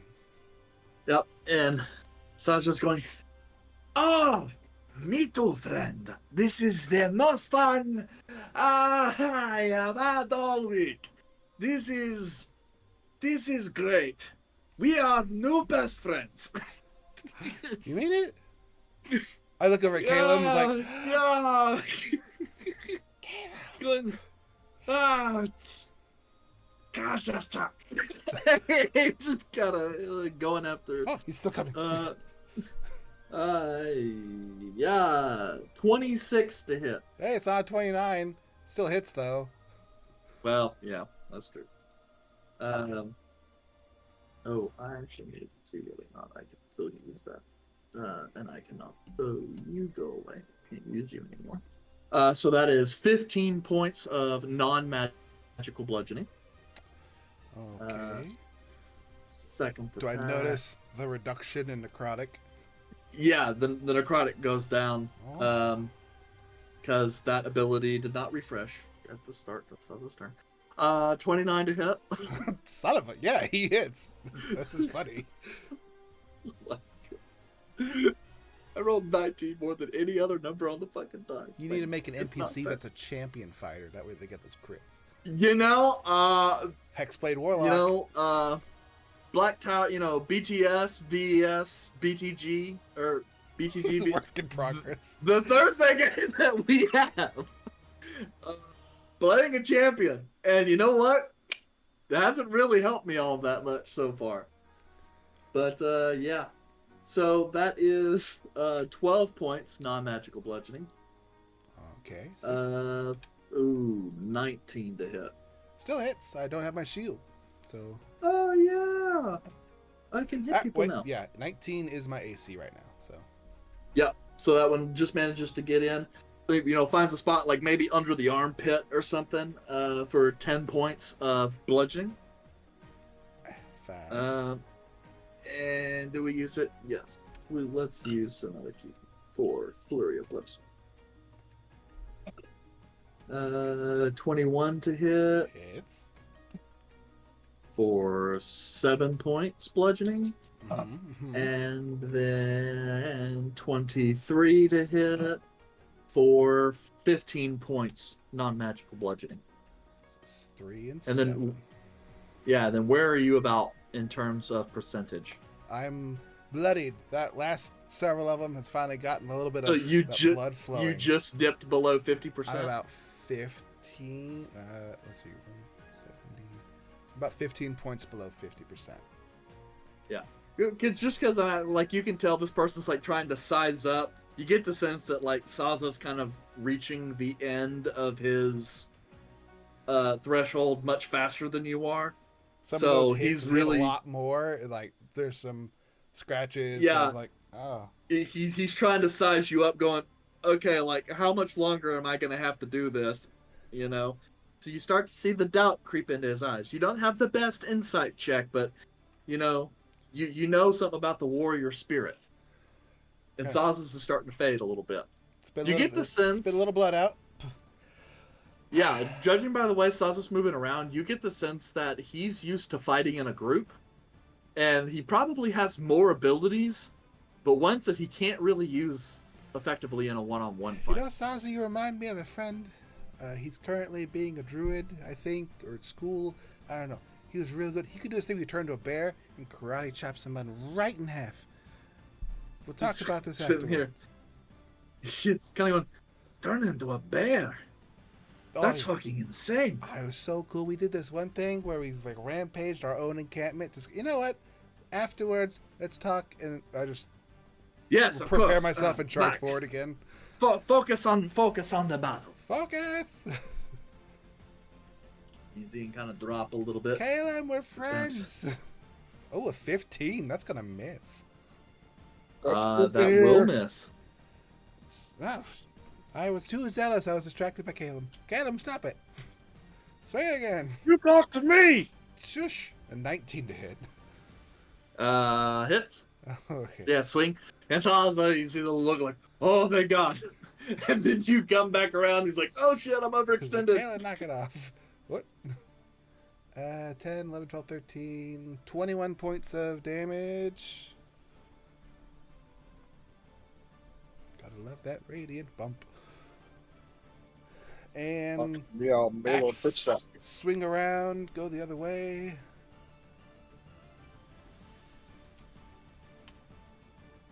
Come on. Oh, that's bad. Dirty 20. And it still hits. For a total of 5, 6, 7, 8 points of slashing damage. Ooh, I missed that first one. How you going? All right. Okay. As you turn around and you hit him, Um, Sansa kind of takes a step back. You see him kind of shake his head a little bit and kind of wrung him a little. He's kind of looking around going, Let's go round 4.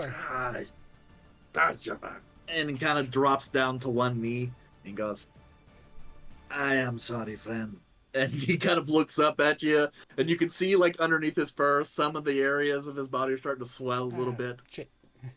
If we go much further, I will be done and at risk of death. So Oh, I am afraid I must ask that we call it here as I concede. oh, yeah, sure. Yeah, because you dropped him under the bloodied threshold. I put flip. Which the you would have actual- risked if you were close to bloodied too, but seeing as how, or battered. Just kind of, he's under 25%. I go and I help him up. Like, that was great. How? He kind of grabs your arm a little bit. Well, that was very good. Very good indeed. And kind of claps you on the shoulder. Kind of sore. You know, I get it. I'm not trying to make excuses, but, you know, I'm built for mobility. The slugging back and forth, not really my thing. Part of me was hoping that we were going to fight in the alleyway, because at least then I could have done dope monk shit off the walls, and I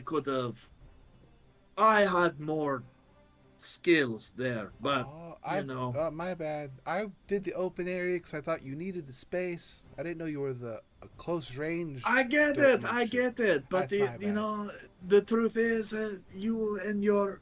I thought it was okay because I still had some skill, but, you know, you are very, very tough compared to many of the people I have fought. So, I guess I should just be better at judging my opponents. Hmm, I mean, I hang around Hedge Wizard, and I don't I don't wear giant fancy plate armor, so it's not like I'm a giant beacon for stuff. But that was fun. I enjoyed myself. Ah, good, good. Well, thankfully it is the second to last day of the tournament, so this defeat will not harm my chances really too much, I don't think. Any kind of How many prisoner. badges did you get? I managed to collect 6. Oh, And he kind of hands off his badge. thank you. So, I made it halfway through. Not bad considering it is my first time. Mm. Well, I hope to see you in the tournament once like it goes to the next. Well, I hope to not see you in the next step. That way we can like be separated for a long period of time. See you in the finals. That's what I'm saying. I want to see you in the finals of the tournament. Yeah, but I very much doubt that. From my understanding, there are multiple individuals who have already completed a full set at this point. Hmm. So, I'm not likely to place. Mm. Dang. Yes, it is what it is. Well, Still, good luck then. I performed well and I can return to the Burning Isles with pride. Good luck on your journey, and I hope to see you again. When are you heading out of town? Maybe we can hit up afterwards, get a drink, hang out. I will most likely be in town for a couple more days for sure. But I have no immediate need to return. After all, the summer storms, the burning sea can make returning home quite difficult. So I may wait sometime during the last season to return. Well, good luck But then. before the winter storms kick in full. I hope to see you later then. Yes, yes. I look forward to it as well, and good luck with the tournament. All right. And he's kind of like limping back over to the tavern. You see, lots of people kind of clapping. A wave. Hey. Guys, I got one. Congratulations. 9 days into the tournament, he's all finally got One. someone else's back. Man. He said some people have already completed sets. Well, yeah. It's more. Well, aren't y'all doing this to take place in the actual tournament? Yeah, but you gotta place well enough to do that, and I don't think we're gonna get Well, it. how many people are they placing? It's like 12 sets, Eric. Yeah, there are 12 to a set. I got one. He had 6. Well, no. How Yeah. many people are they bringing into the actual I tournament? don't freaking know. Gotcha. Yeah, you don't really know, but I mean, I'm gonna go beat up some more Caleb, people. you would be aware of this because obviously you're from here. It tends to be pretty brutal in that case in the tournament because there are a lot of people who you might consider upper low rank or lower middle rank adventurers who just try and basically poach out all the small fish and place in that way. So unfortunately, it's a situation where sometimes the people who participate in the tournament are not really the most qualified fighters. Yeah. Well, I think you could do it. You just gotta try diligently the next 2 days. Yeah. Well, Yandere, Kelmac, y'all want to keep going to the stadium and look for someone for you guys? Or separate, or... I'm fine with that. I got my semi-revenge right here. For one lich badge. That's it. The other revenge is horribly maiming the person. Isn't the warrant out now? Yeah, So we can kill the person. and get paid. Well, yes. Let's go to the next spot. Cool. Okay. Keep heading to the Coliseum then. Yes, you guys make your way the rest of the way to the Coliseum. Yandere, bit more packed than the previous day you would come. By this point, most of the people who are participating in the tournament have already lost their badges and have kind of turned in. So most of the people at this point have kind of turned to watching fights. And you can see that the Lion's Roar Tavern, that is just kind of right next to the Coliseum, is doing bumper business. Yeah, and so there's a lot of people here. There's still some individuals, some that are perhaps some of the stronger fighters, are still trying to kind of complete sets and kind of market around.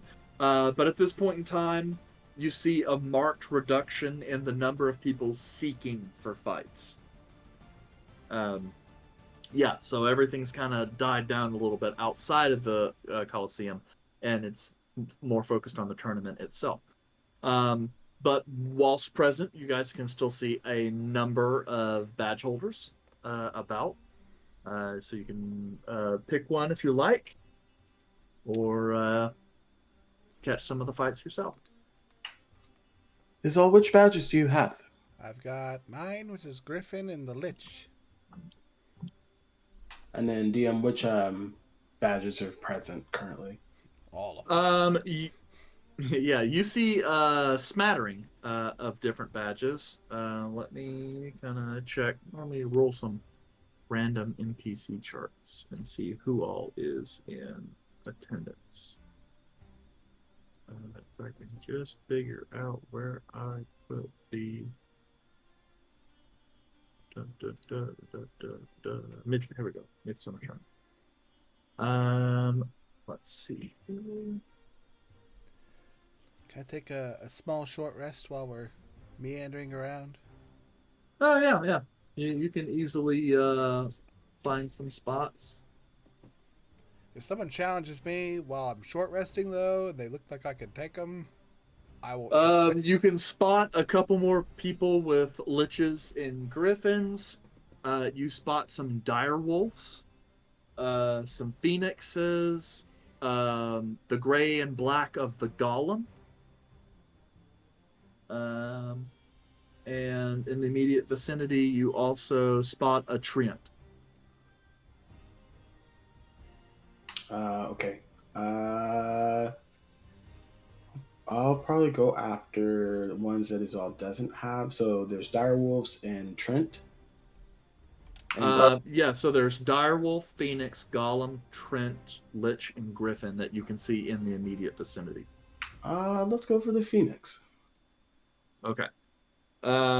So when you go and look over at the Phoenix, you spot a graceful and elegant elven warrior, female, wearing this kind of green, almost kind of Eastern, flowing, not really a dress, but like a doublet or some kind of coat with this kind of cream colored underneath.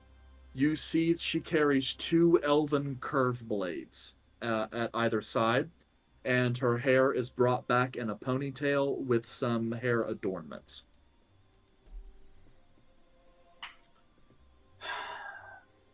Well, it's safe to say that she's of elven lineage. Kill her. How's that murder blade going?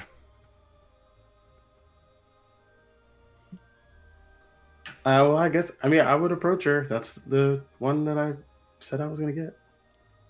Okay. Go team. So, okay. As you approach her, She kind of side-eyed glances you as you approach, regards you, and then reaches out in Elvish. "Ah, you are a distant cousin. Have you come for the tourney?" Kind of eyeing your sash, assuming you have it present.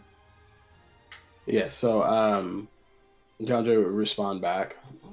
Well, yes, I am here to participate, but have missed a good portion of the tournament myself.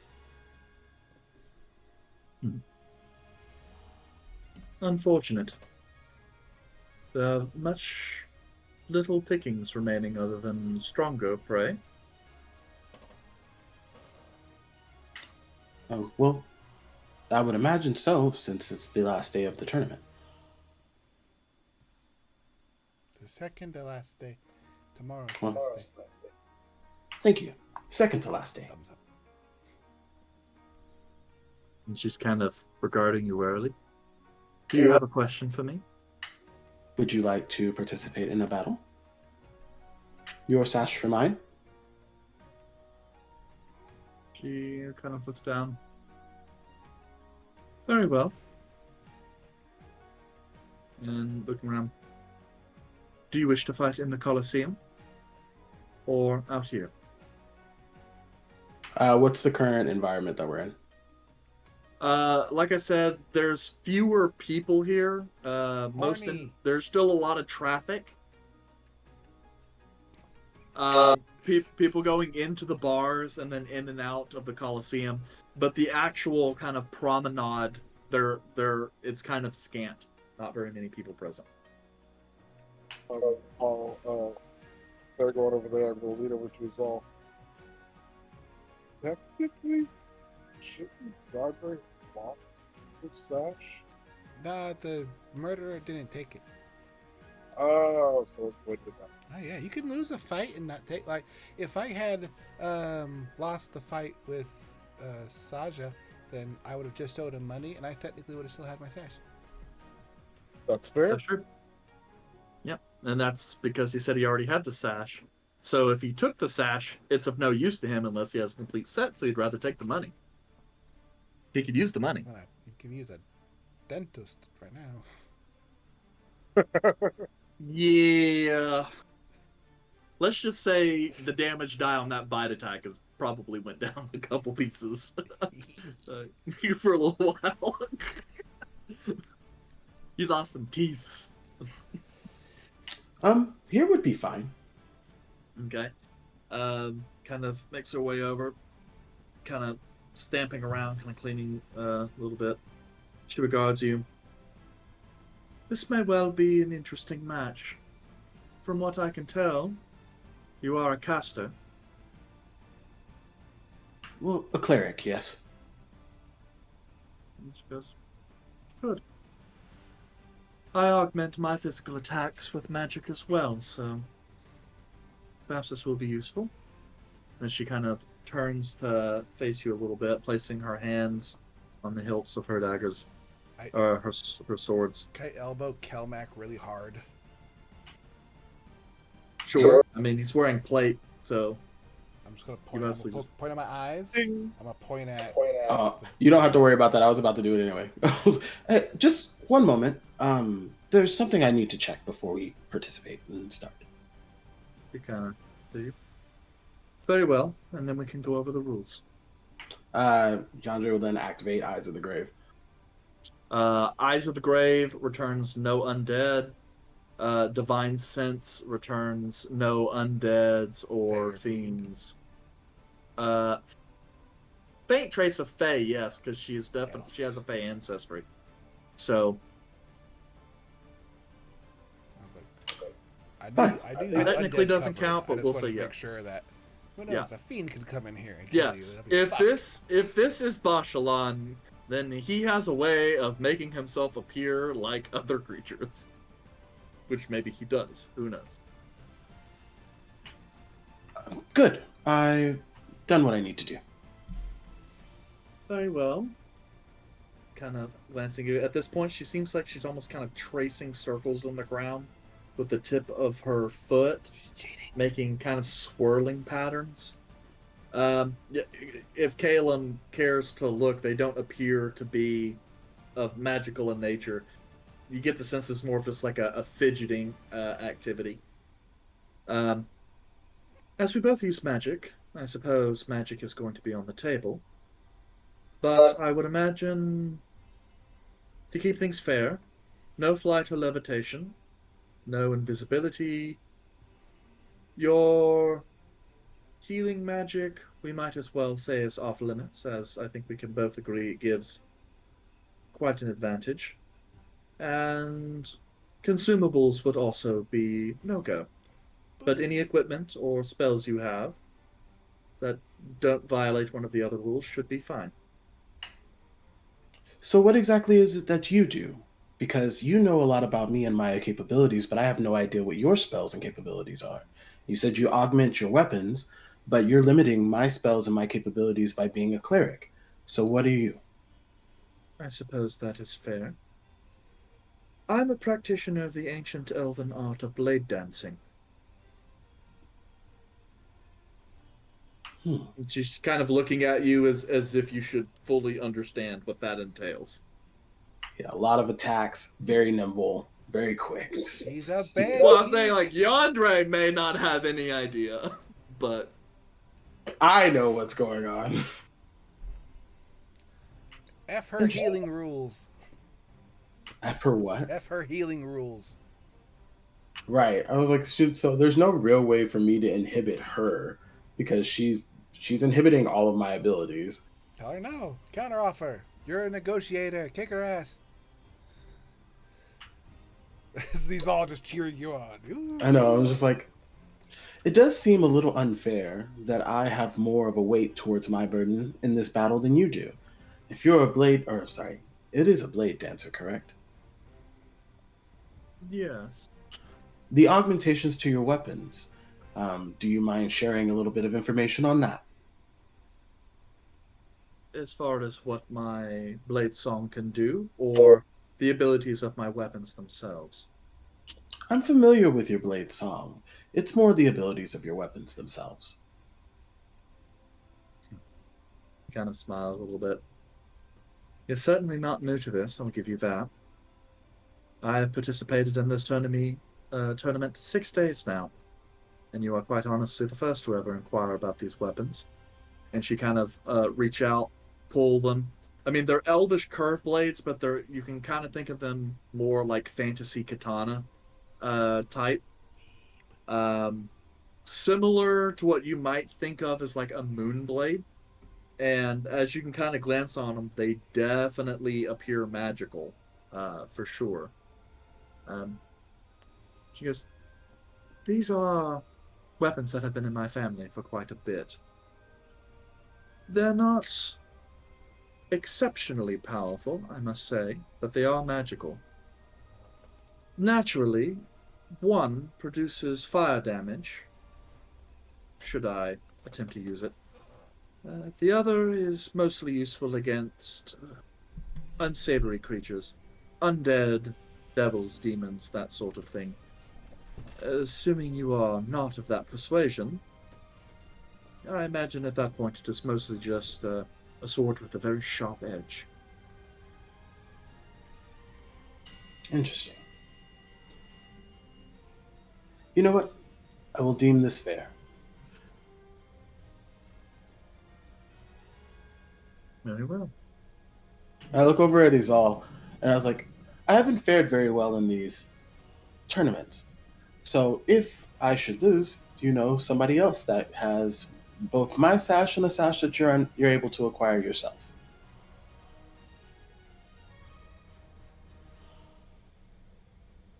Okay.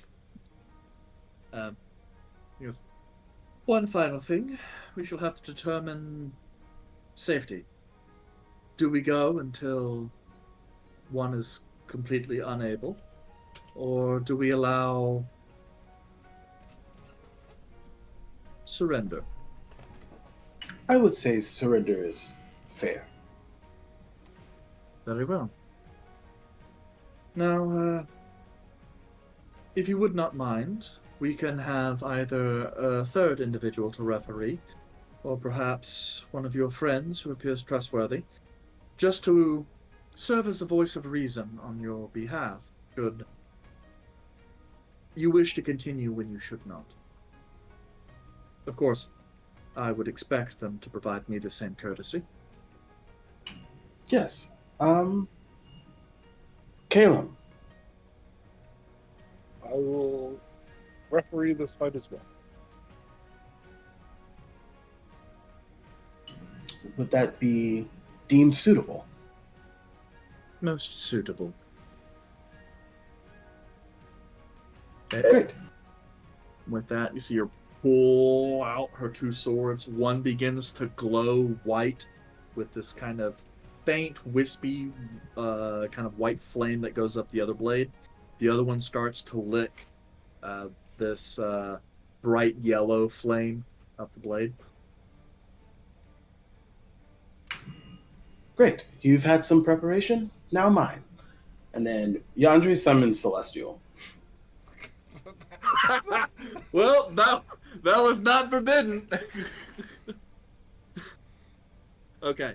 We'll go ahead and go to break for this before we jump into the combat, and then you can let me know what kind of celestial you're wanting to summon. My lord. You've been waiting for that for a while. I'm not getting taken down like a little bitch. I love this for you. I love Break it. time.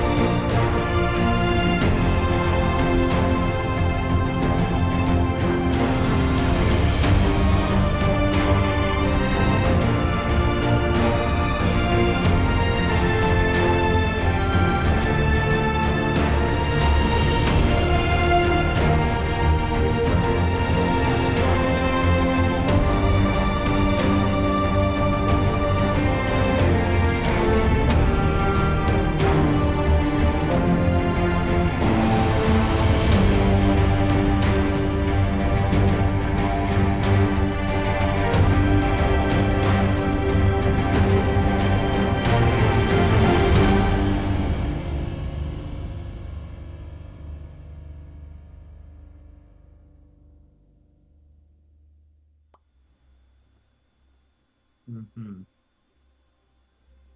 Yep. Don't know which it was or where it came from, but yeah. Hey guys, welcome back. Okay, so oh yeah, you never did ask her name. Um but yes.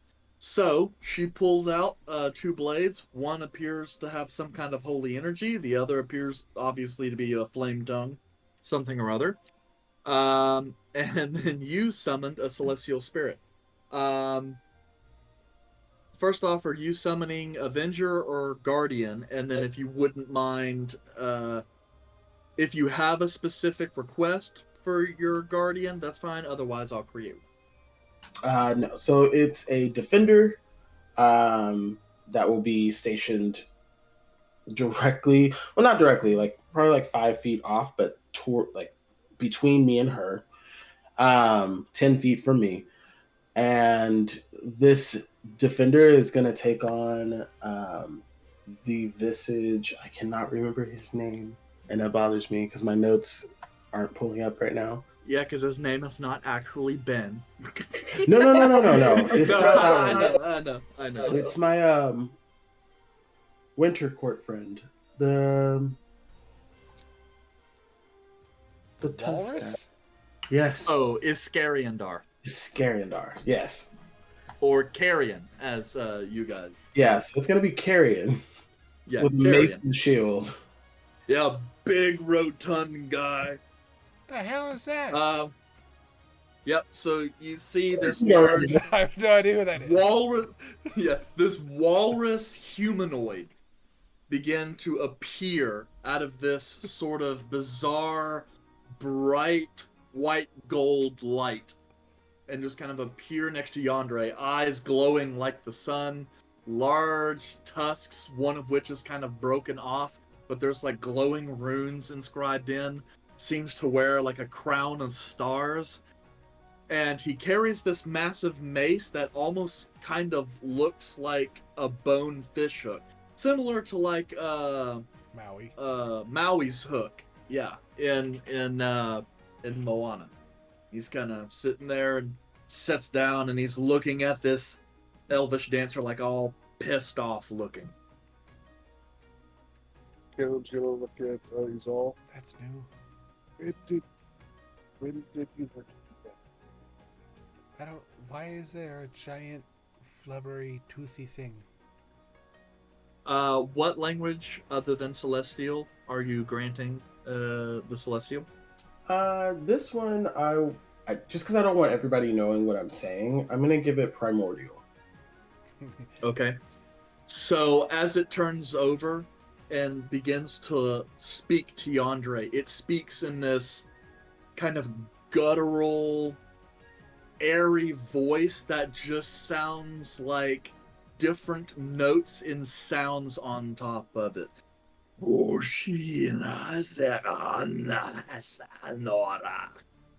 it's just like, what? Okay, that's weird. But Yandere, it's kind of looking around and it's asking you, who is it that you have summoned me to fight? And then Yandere, in a language that I don't think anybody else knows. I think you're the only one here who knows Primordial. And then like Yandere like stares at the Blade Singer, and she also just kind of speaks makes a primordial, gesture. and she's real confused. Yeah, she's looking. Yeah, you can see like she's got this look on her face, like she's looking over at Yandere, like, okay, and is going, I see what you did there.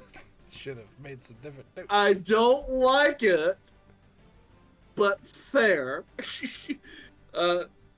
Yeah, because I mean, one big difference between prime elves and fey elves.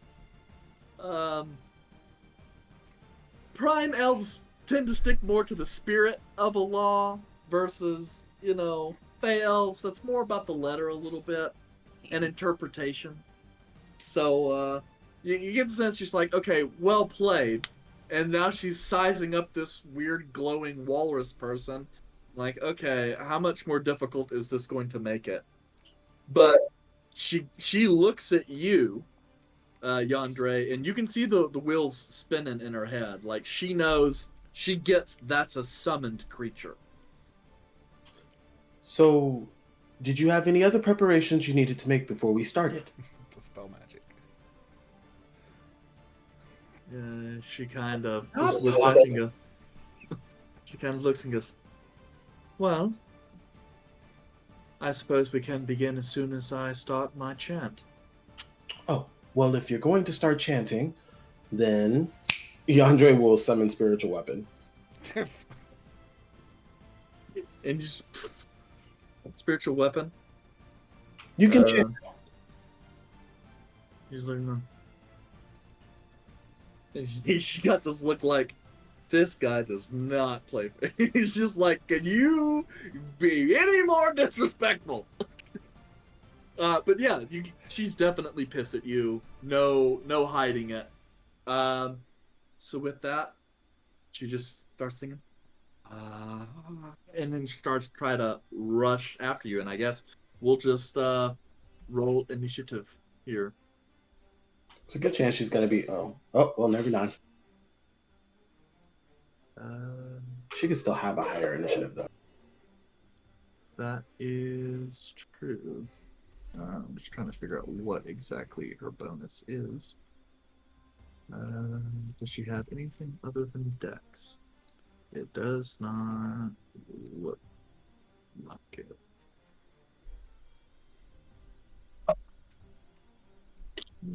Yeah, that's disgusting. 12. I got a 22. 22. So she starts to sing. But yeah, you managed to get the drop on her. Okay. So I believe spiritual weapon does take my bonus action to control it, correct? Yep. Bonus action, yeah. To move up to so much feet and then attack. Okay. I'm not actually going to utilize my bonus action for spiritual weapon at this time. I'm actually going to steady aim and fire a crossbow at her. Fire a crossbow bolt at her. Okay. Great. And it was the Tabaxi that had deflect missiles. So that'll be at advantage. Distract the wizard with all the spells and enchantment, then you just pull out a gun and shoot her. 23 to hit. Let's see. Let me check. She is blazing. I just need to check right quick whether or not this includes her blazing. 17. It looks. Yes. It does not. Should be like Just double check, because she adds her intelligence, right? Correct. Okay, so at least on this character sheet, it just says she gains +4, but doesn't tell me where that comes from. But it is included in the armor class, so let me correct that note. But yes, that will be a hit. Cool, and I had advantage on that, so that will include sneak attack. Okay. Wait, that doesn't look right.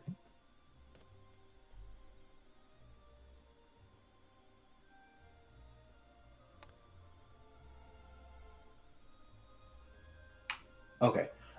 Sorry. It was 15 points of damage. Only one of that is radiant. But yeah, 15 total points of damage. Okay, 15 points of total damage.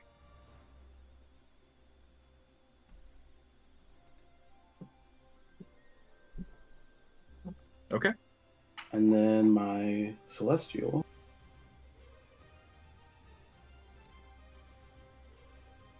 I don't see where. I think it acts on my turn, but it doesn't explicitly say it on the spell. Let me see here. It says the creature shares your initiative count, but takes its turn independently after yours. Okay, I'm gonna roll a d10 because the defender bestows temporary hit points once it's summoned, and I did not add that yet. Okay.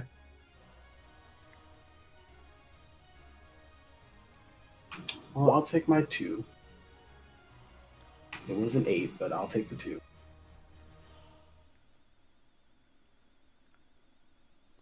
All right, and then Callan will swing. Or sorry, it's not Callan. What is the name again? Carrion. Carrion will take one of its 2 swings at it. Okay. And also looks like it grants the temporary hit points whenever it deals damage using its mace. Oh, okay. Well, then I won't add 2 yet. Not just yet. But you're having glowing carrion moving and attacking. It's 29 to hit for the first hit. That'll hit. And he has his mace attack.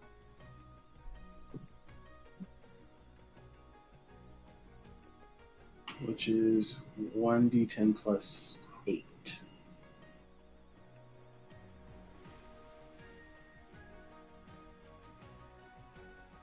These 2s. Okay, so 10 points of radiant damage on the first attack. Okay. You watch as she throws her white blade kind of up to block. She can't block all the damage, but you do watch as some of the celestial energy gets absorbed into the blade, and you watch your celestial's weapon dim ever so slightly as it makes contact with her sword. Okay. Swing again. That's a 16 this time. 16 will miss.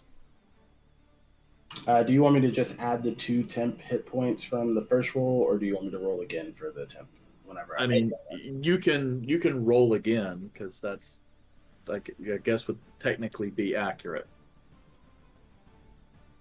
Right. I think that's most fair. Okay. That was if you had rolled, because if you had rolled max, I probably would have made you re-roll it. So I'll make you re-roll it when it's shit too. So I mean, well, let's be fair about it, you know. Yeah, that's my turn because I did steady aim, so I can't move. You're talking about that, and since you steady aimed.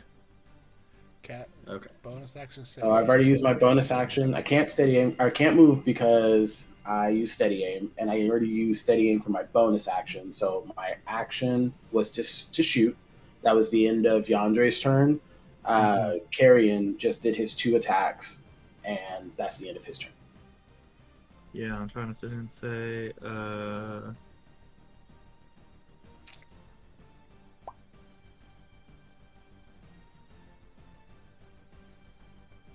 Okay, so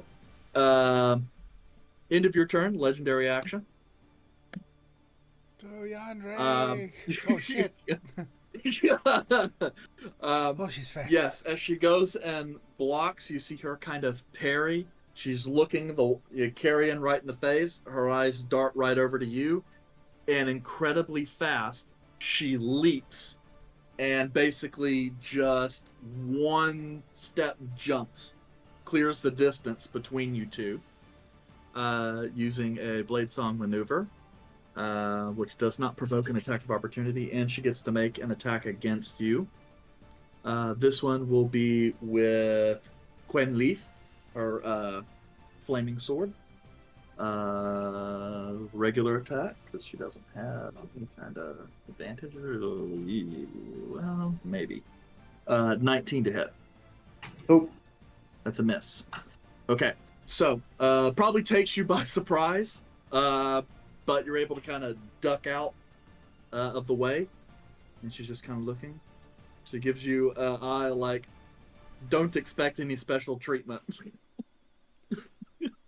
And now that she is in your space, she is going to kind of lay into you, because she does not like you very much right now. What's your name? Not paying attention. She's got her warrior's focus. Yandere has stacked the deck against her, and so she is trying to seize initiative. Okay, just Go, so 2 attacks Yandere. plus the offhand. So first one is Quenleaf. That is a 22 to hit. It hits. Counterspell. And she's doing that one-handed. So you. Oh, that sucks. 7 points of magical slashing damage and 9 points of fire damage. Then she will come around and hit you with. That's a good question. I don't actually do this very often. Jace, when I'm attacking with 2, do I have to hit twice with the primary weapon and then the secondary for offhand, or do I attack with both and then do the offhand? Are you utilizing 2-weapon fighting where one's a light weapon, or are they both light weapons? They're both light And weapons. it really doesn't matter at that point. These are not adding my modifiers, and I'm not understanding why. On Good question. I don't know why they're not. You adding can them. attack 3 times with one weapon. If they're both light, it won't matter. Or if you have the dual wielding feat, it also doesn't matter. Okay. I was wanting to check because obviously her second sword isn't much use in this case because Yandere isn't undead or a fiend. But I don't want to just lay in with 3 flame tongues if I can't do that. Yeah, you can attack main hand, offhand, if it's something like that. Yeah, The that's what I was offhand- thinking. The offhand is supposed to be the other weapon. Okay. So you can go... So, yes. So in this Flame, case, my flame. bonus action attack Works. should only be the offhand. It should. Technically, I could use a Ranthir battle axe and then a Ranthir as my 3rd hit of the bonus action because I have the dual wielder feat. But Okay. And she both does of their weapons are not light, so it doesn't matter as well. Hmm. 'Cause Well, we'll just keep it that because she doesn't have the feat, so I'll go main off. that's fine. Because The feat just lets It- me ignore the light yeah. weapon property. Since both your weapons are light, it doesn't matter. but we'll just do main off because I think that just makes more. We have an Eldritch Knight who Nice. dual wields in my campaign, who switches right, left on every attack. It's like, no, dude, just attack with your flame tongue, and then use your offhand. Okay. So for the second attack, which is also with Quenleaf, that is a 23 to hit. Misses. And then that would be damage. 8 points magical slashing and 7 points fire damage. And then she will offhand with Eruashar, which she's not going to get any extra damage on this. That is a 28 to hit, and then that would be for 14 points magical slashing damage. So that is action, bonus action. Not gonna move, so I think she's tapped. Yeah, she is tapped. So, your turn.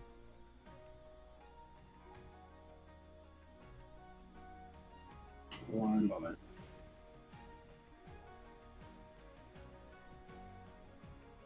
I'm not understanding what's happening here. Yeah, because your It's not con adding your save is the modifier plus at 2. all. It's plus 3, but it's not adding any of my modifiers. Oh, haha, I have Bull Red open. The other elf in the party. Yeah, there you go. Well, if you're rolling, when I roll it in D&D Beyond, it works. Of course, my roll was shit. So, Yeah, I mean, I'm using D&D Beyond, but it's not. It's not adding. Yeah, it's not, which is annoying. But okay.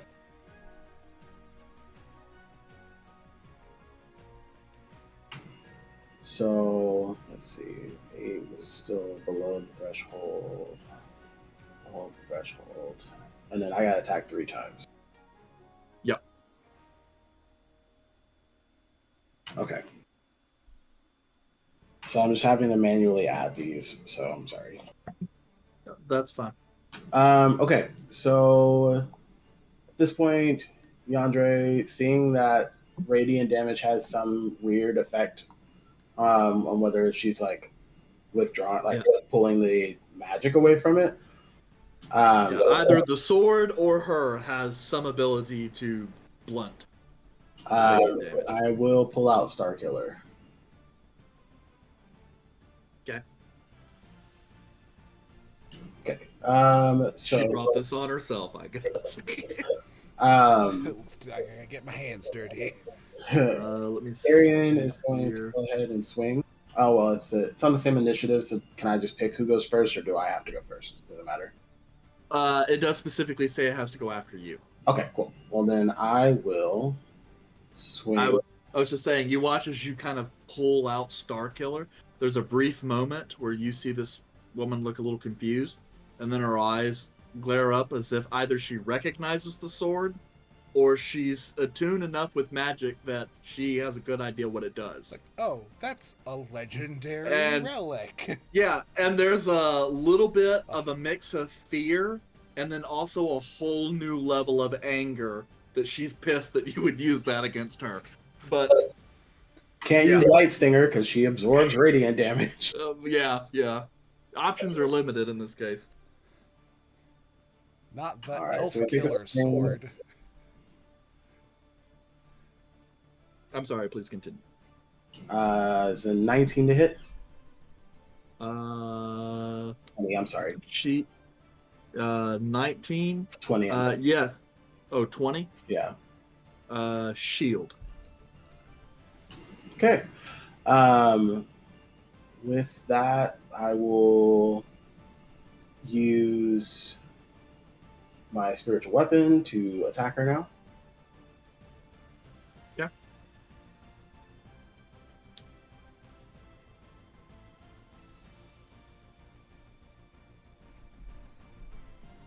It's my D&D Beyond is doing weird stuff, y'all.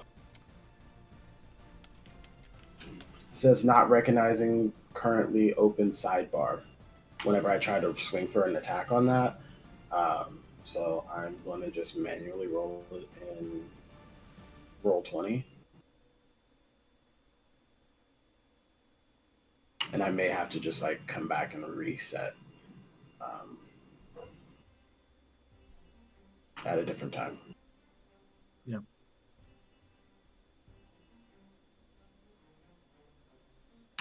So she has shield active, so I'm assuming that's going to miss. Yes. 16. And then Carrion is going to swing because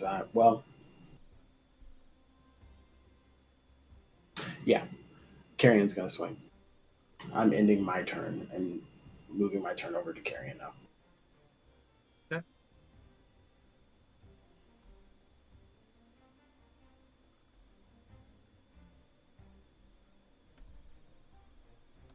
First attack is going to be a 22. Which will miss with the shield. Second attack, 26. Oh, that'll hit. AC is 24 at this moment.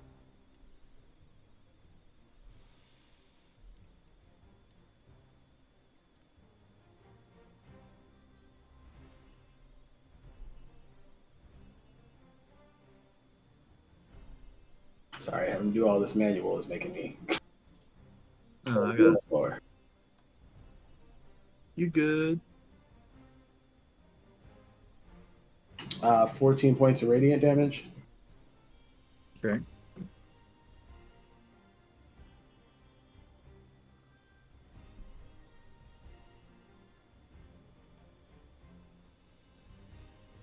temporary health, I get 4.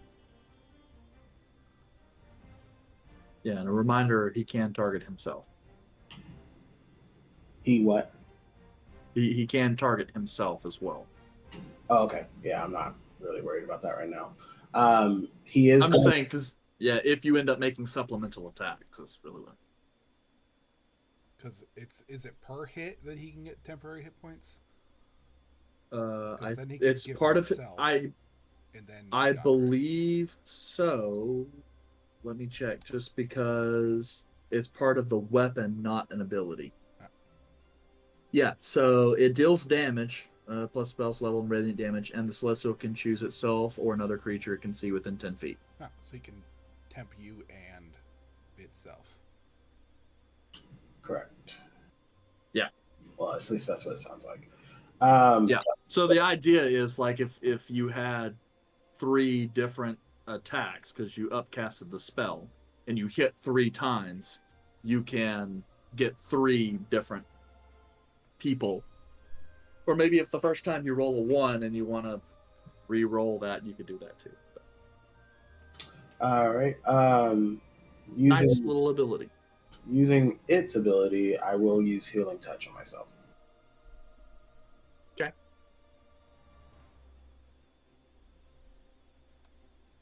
You can see another time she kind of rolls her eyes a little bit and it's like, It's not my ability. yeah, I know, but you get the sense like she's sitting here figuring it's like, okay, you're one of those people. I live on technicalities. Oh, I know, but she's figuring that out now too. All right, and with that, that will be the end of my turn. Okay, end of your turn. Let's see. I will say she also gets legendary actions, and I don't. So that is true. Should ask her. Yep, and she's gonna use one. I just gotta figure out which one I want to use. The banishment one. No, she's limited to how high a spell she can cast using it. Of course. On the plus side, even if she had 3 points for it, she could only ever use one of her actions because it's 1-on-1.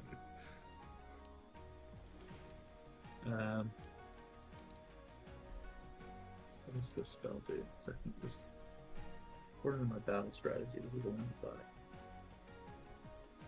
Yeah. So as you do that, legendary action, you see her kind of twist the blade a little bit.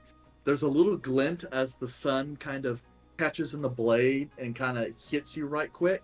And as your eyes come back and adjust, you see 3 of her.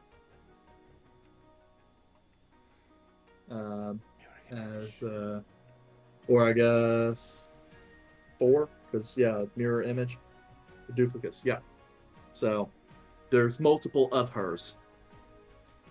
And then for her actual attacking then, she'll go ahead and attack first with Quenna.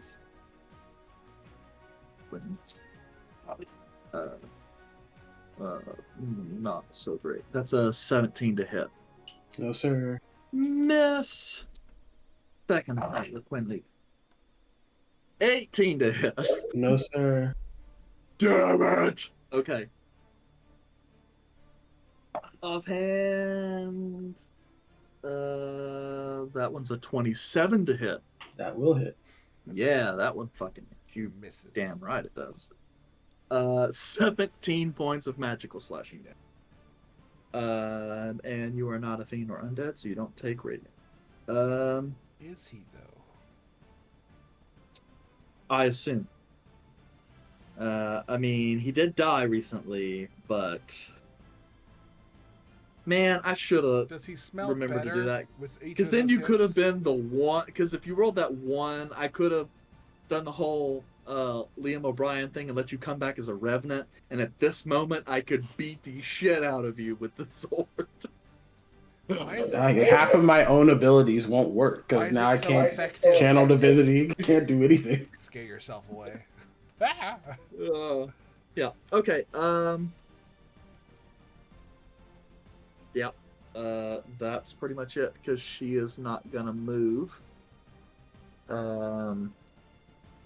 Bonus action, yeah, she used the legendary action, so that's what she's got. Well, shit. All right, and then concentration. Yeah, Roll that yet? I was just waiting to see anything else. Yeah, that's all I got. Which I mean, it wasn't much damage. So.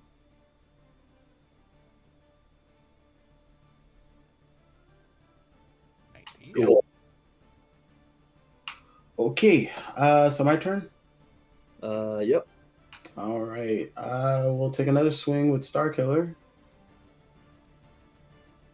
I have a question. Steady aim, is that only with range attacks? It's your next attack. So if you're within melee range, Then I'll do that. So I'm gonna stand still and steady aim, and swing at her with Star Killer.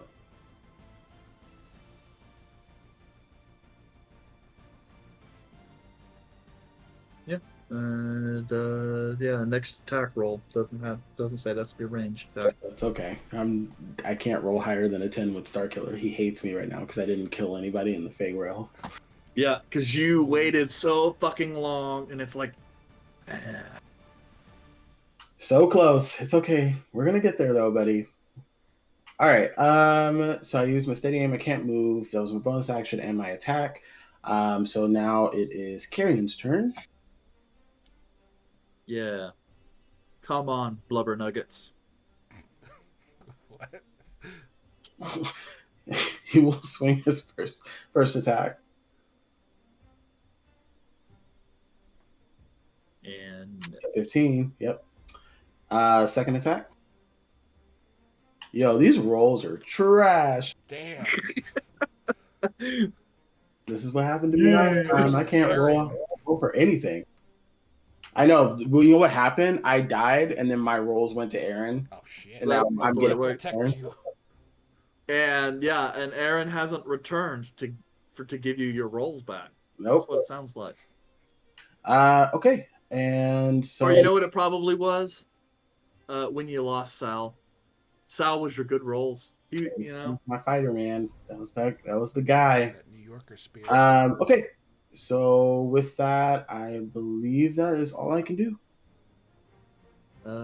Okay. Swift Yeah, nuts. Bill, let me double check her tactics stuff. Blah, blah, blah, blah. Where Eric, did she get that swing? I will Yes. point out, mirror image can still get hit even if he misses on regular AC.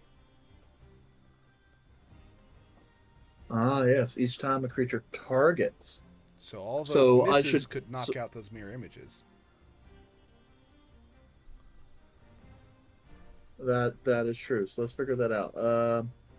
Roll a 20.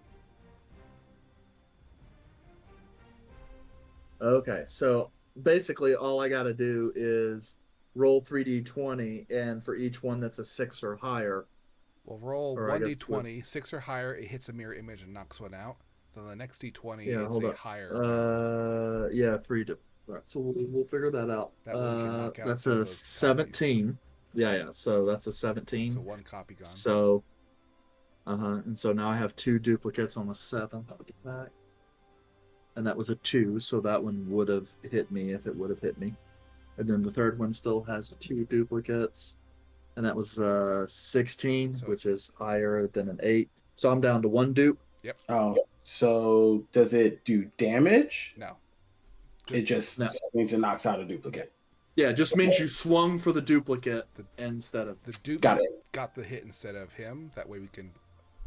Next time you hit, we want to hit you. We want to hit the bad guy, not a mirror image. I was just making sure because technically, Carrion is whenever he targets something, he gives a temporary health. So if he hit technically He the mirror does, image, he does technically hit the mirror image because they have an AC to hit. Okay. So do I get the temporary health? Yeah, because it's not predisposed on you actually dealing damage. It's just when you make the attack. At least as I'm reading his stat block, anyway. May not be what designers intended, but it's what they wrote. So. Okay, cool. Yeah.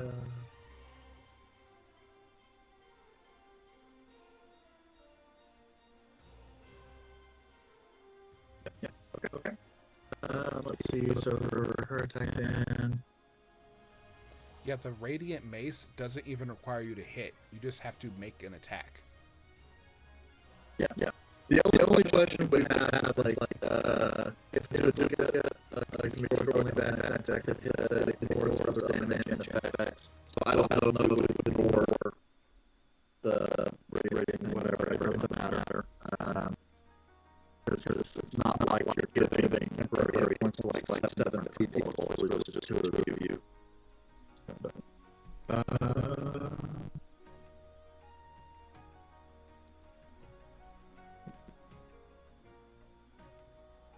Yeah.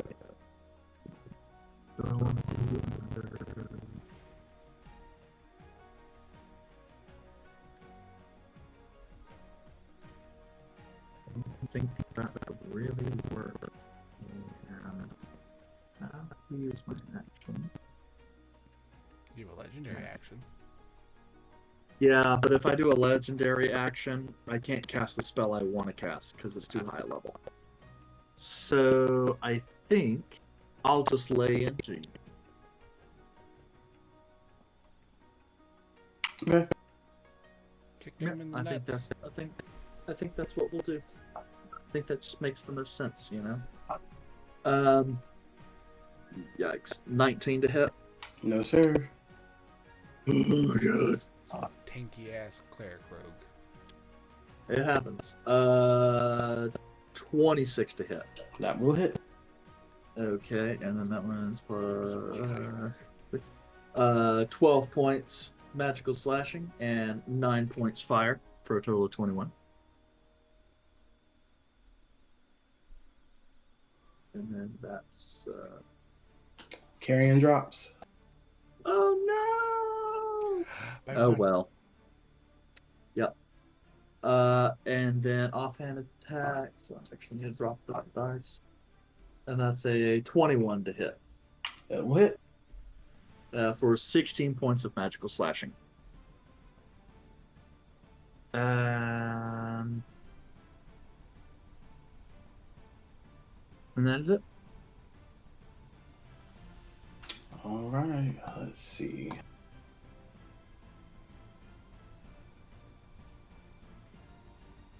I no longer have Carrion.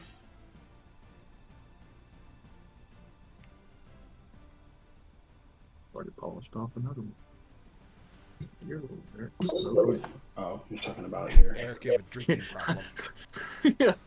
Well, I've been trying not to drink Dr. Pepper, so like today's the first day. Oh, wait, no, here it is. It's like there's no way I drank that one so You fast. found your backup Dr. Right. Pepper can? What the fuck? Eric, what is the layout of the area right now? It's pretty much just brick, and so you guys have found cordoned off a little section that is just flat brick in the promenade. Any buildings? Far off to the edge of the promenade, yes. How far is far off? I would say probably about 30 feet from where you're standing. I mean, you would definitely have to widen up your battlefield to do that.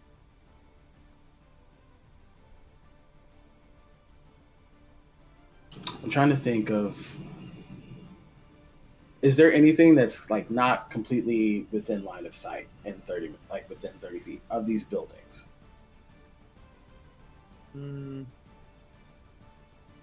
So not within line of sight of these buildings. So I can see it. Obviously, we can see it. But is there anything that provides cover within 30 feet of me? Yeah, I mean, there's some planter boxes and benches and things like that that you could use for cover if you needed to. as an orientation to where she is. Where is that? We're using theater. We'll say that's at both of your flanks off to your left-hand side, her right-hand side. And we'll say it's 20 feet. Okay. So with that, Yandere is going to face step. Okay. Behind cover, I assume. Behind cover. And cast Celestial again. Summon Celestial. Summon Celestial. Okay. Okay. Avenger or Defender? You know what? This time we're going to go Avenger. Okay. Is it a different Celestial?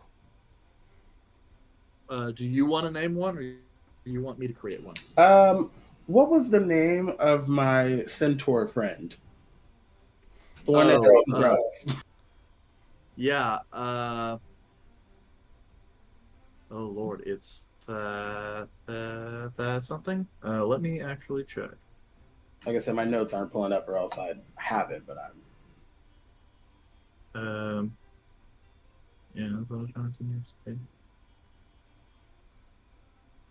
I was thinking, was it like 10? No.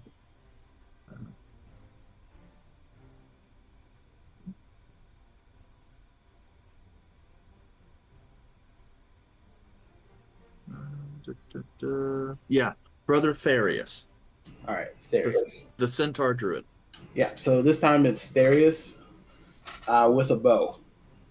Homeboy's sitting about 10, 15 feet away from her, in the opposite direction of where I'm at. So, yeah, so you guys would kind of be flanking. Yeah. What you're trying to do. So I'm on the right of her, behind cover. Therian is on the left. Okay. So that was my bonus action and my action. And then she moves pretty quickly. Mm-hmm. Like, she looked like she was able to close the gap between me and her that first round, like, pretty handily.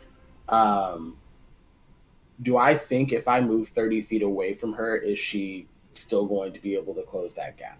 Like, would I have that general understanding? Well, she moves really quick. I just don't know how far we technically were whenever we started. Yeah, I mean, generally we say like 25, 30 feet, a standard movement, because that's usually considered fair.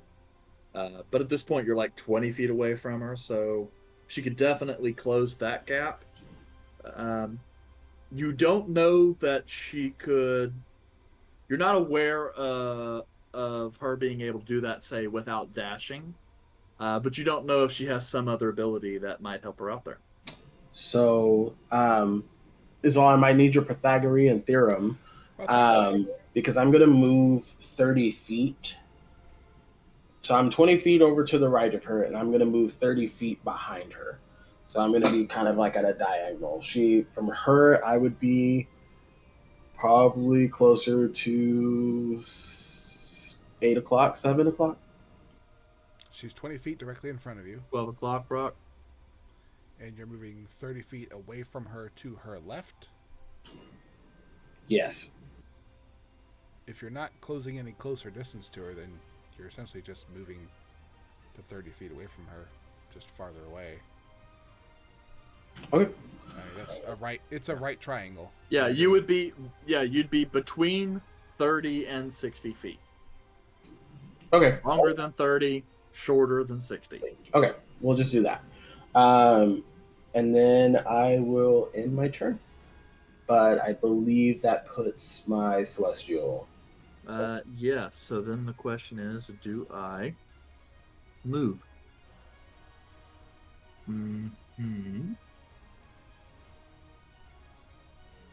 Because she's a little pissed at this point.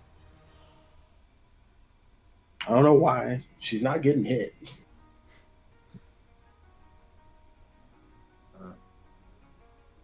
See, I mean, like, I could do a legendary action to have her cast Misty Step, but why would I do that? Because she moves faster than Misty Step. Is your centaur, like, interposing between you two? No, it's on the other. We're flanking. Oh. Opposite sides. Yeah, because it's only 30 feet, and she moves faster than 30 feet. So I guess we'll just have her take legendary action to maneuver. And she'll move 40 feet, which probably puts her 10, 15 feet. And she would be able to make an attack, but you're not in range. So that's it. Okay, so it'll be my Celestial's turn. It would be, yes. All right, first attack. Let me double check. I don't think the Avenger has anything cool, like extra stuff. I don't know. No, just the bow doesn't do anything additional. It just hits hard. Okay, so we will swing or not swing. We'll shoot an arrow. Come on. All right, 28 to hit. Yeah, because shield isn't gonna block that. So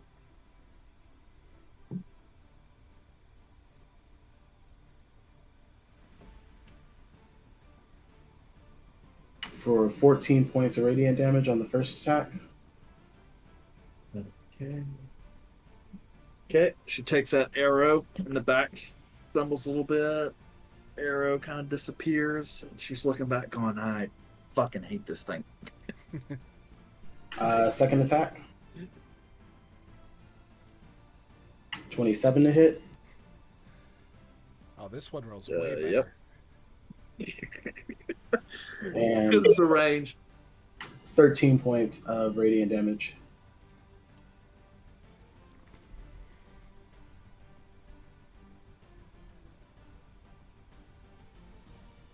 Okay. And then it will use about how far from her is the Celestial Spirit at this point?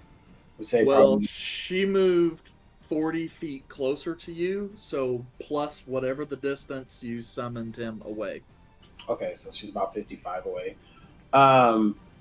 I will say he's going to use its 30 feet of movement to kind of close the gap. Yeah, to start closing the gap. Okay. Correct. And that's it. Okay, well,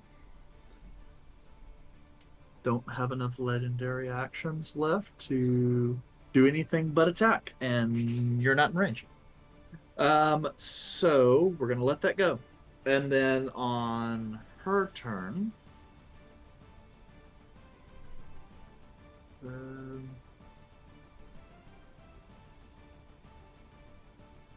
yep, I guess. He's here, just looking back.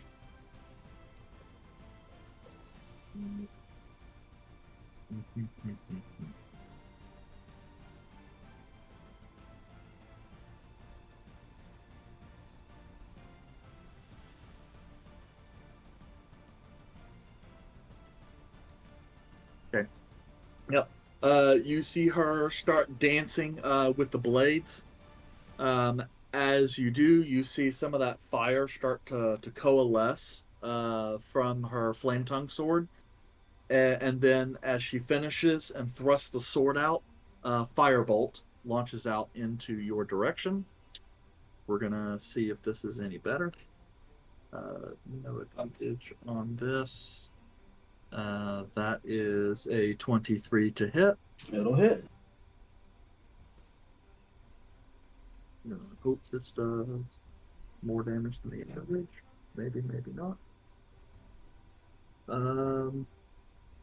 For 18 points of fire damage.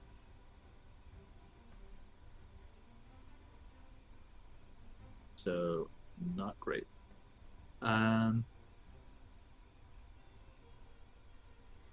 Okay, and then seeing that probably isn't really doing the job, she'll use her movement to close the distance.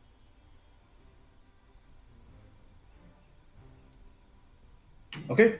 Yandra's looking pretty rough. But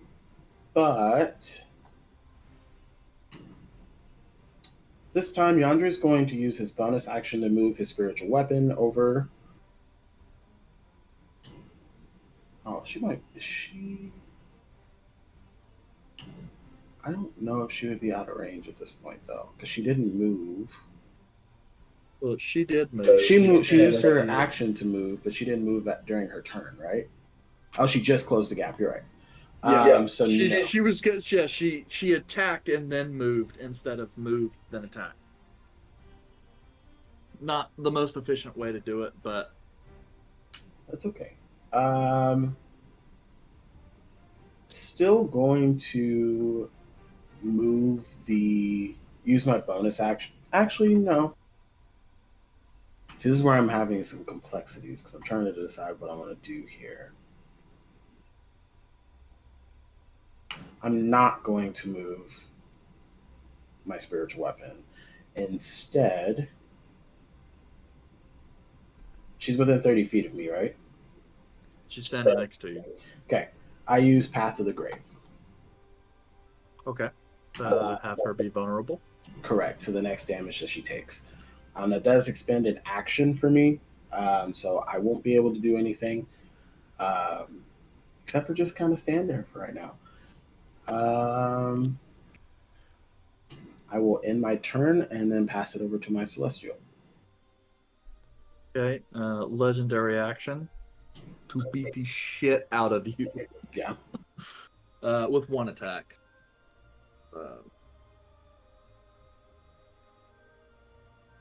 That's just how he does things.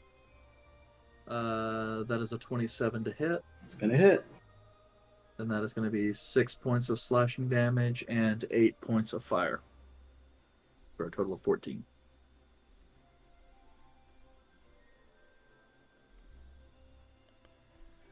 Absolutely rude.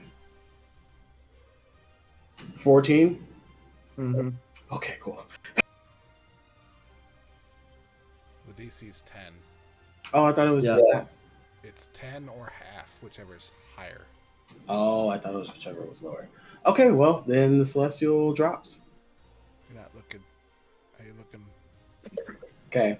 At this point, after taking that hit, Yandre would put Starkiller down and say, I think you've got this one. Yep. And with that, she's holding the blade, is kind of looking at you. You get the sense that with all the shit you've pulled, she's not sure if this is just another trick. I may skirt around rules, but I still stick to them. If I say I'm giving up, that's it.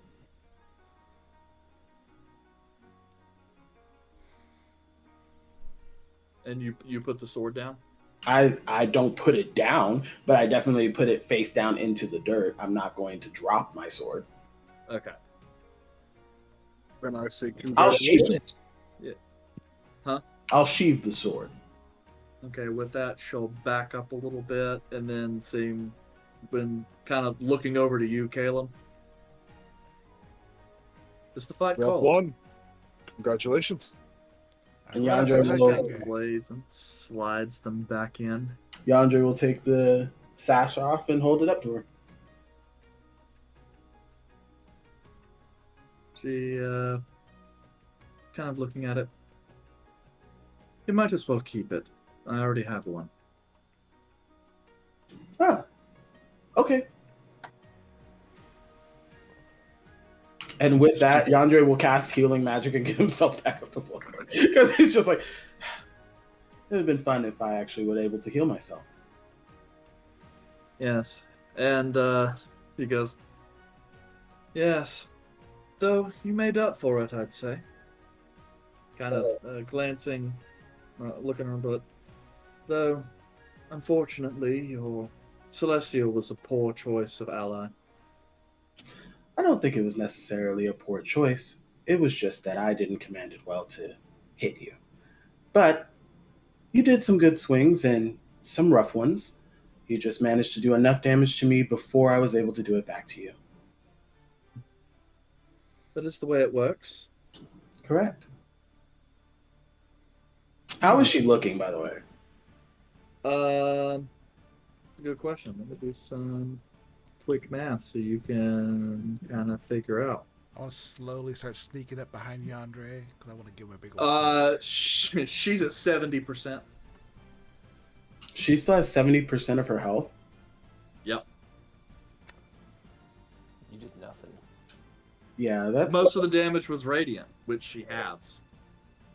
yeah. And he missed a lot with Starkiller. Yeah, I would like honestly. Yeah, that fight had like everything going against Yandere. I have like at 61 points of damage, but that's not with half radiating damage if they had resistance to it. Like, so it's not a lot of damage. A lot of misses. Was it she soaked everything that she sees, or is it all radiant damage regardless?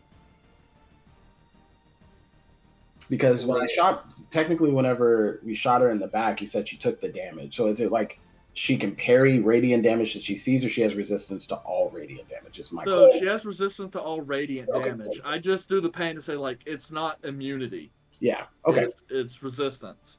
Cool. She's actually resistant to both fire and radiant. The two types of damage she uses. But yeah. So she's the sword and was looking around and going, I admit that was not a very good pairing for you. If we ever manage to fight again, perhaps I'll give you more of a handicap. You have very quick tongue for somebody who didn't really finish the job. Well, at least I didn't bow out. I did that for your sake. Oh, I'm sure. I summoned spirit guardians with necromantic energy instead of radiant energy. And then I also got hold Tia blight and Callum, but this time they look pissed off. Yeah, and I was like, and then I also hold blight in my hand, and I'm like, I promise I could have switched if I wanted to. She looks and goes, probably would have been easier for you if you did. It wouldn't Why have been didn't you? damage then. I'm mad. I just wanted to take a couple of hits out. Whether or not I won this fight meant nothing. I've already died in the last couple of days. I just wanted to cast some spells I hadn't had an opportunity to cast yet. If I wanted to take this fight seriously, I would have. And she goes, I guess it's a good thing you're keeping the sash then. It seems you weren't fighting to your full potential. Not yet. Though, I will say I'm not entirely pleased with the sword that I'm using right now. But that is a discussion for another day. And she kind of glances down. Yes, I have to admit I was quite anxious to avoid getting hit with that one. You probably would have soaked up most of the damage at that point, though. Yes, but even I can sense that blade's bloodthirst. And she kind of places her hands on swords. And I know quite a bit about magic swords. Well, it was a pleasure. And she kind of bows kind of deeply and gracefully. Yes, the name's Lyra Starwind, by the way. Like Lyra, the actual famous blade singer? Or is that just a made up name? You're rude. Anyway, Yandere will bow back and say, Yandere. Very well. If you ever manage to visit my homeland, look me up. Where's that? And then she kind of stops a little bit, looks at you. I'm from Alestri.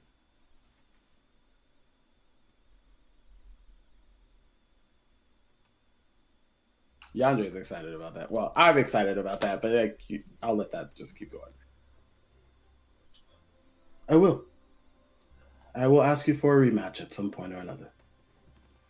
Yes.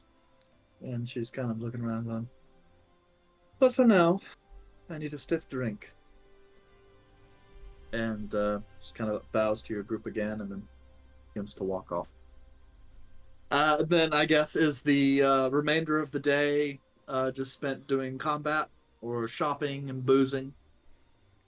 Yeah, I would like to keep fighting people. I'm I've just got gonna at least short 3 rest. fights left in me today. I'm gonna short rest. I don't think I'm gonna keep fighting. Again, that fight really was just to get some animosity out. um, so I'll just Well, you got some exercise.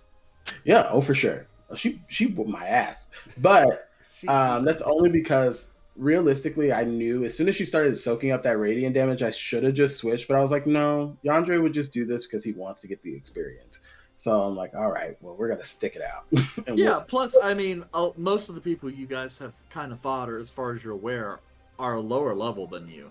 So the idea that you would find someone this strong, twice. that's part of the problem, I don't. really. With I this, don't get with, anything. I don't get Yandere easy the fights, unlucky. which is the reason why I'm not fighting again because I also do not get the easy fights whatsoever. I want to know who else we could run into. It could be like a demigod. It could be all kinds of people if you fight them. Literally. Omlick. An old ass lich Omlick. Depending on how many people Isol fights, if she does not end up with my sash, I'm just throwing that out there because I'm not taking any more fights. Yandere would give her his sash because technically he doesn't have it, that he doesn't own it anymore. And she probably actually wants to go and compete further in the competition, so Yandere would just pass it over to her anyway. I'm fighting everyone that's not you or Kelmac sash color. For the sake of like fighting, Caleb would stick with Azal and use spells to make it to where she doesn't have to rest between each one. okay. But so just right quick though, because what we will probably do rather than continuing to drag out fights this session, because we've already done an awful lot of that, we'll probably just roll out to resolve fights for the rest of the day. That being said, Yandere, do you want to continue to fight? Just leave it up to the roll of the dice? We'll just leave it up to the roll of the dice because if I'm just going to keep getting mismatches, it's not going to matter. Oh, I know. But like, I'll just go off the pit fighting results. So you guys can make athletics or acrobatics, and then based off your stuff, that'll tell you how many more fights you win, if any. Yeah, I'm cool with the roll of the die. Okay.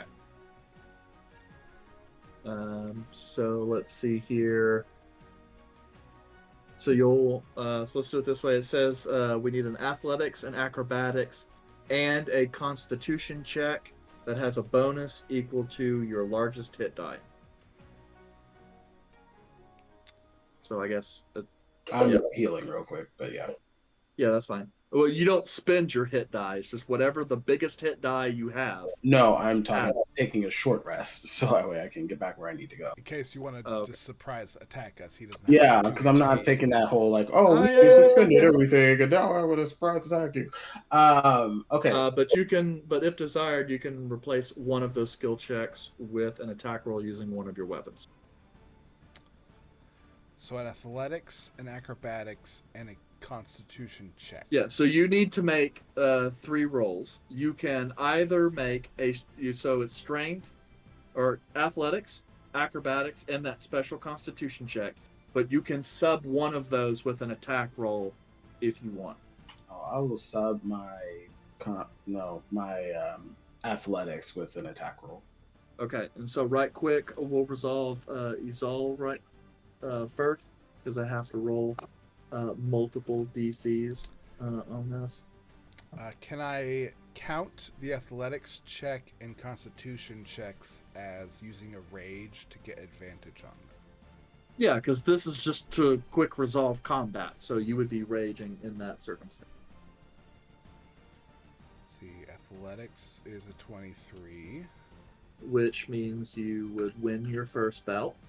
Oh, constitution's only an 18. Which you still win your second bout.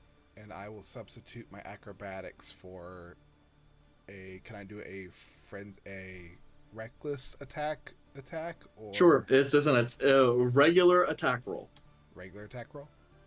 Well, I mean, I'm saying you can use the frenzy or whatever. I'm just saying it's whatever you would normally do for your attack roll. 18. Roll that.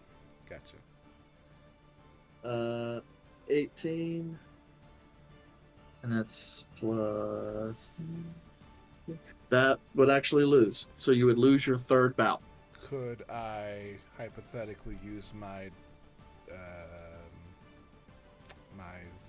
what is this, divine fanatical focus to get a reroll on something on a save? I would reroll.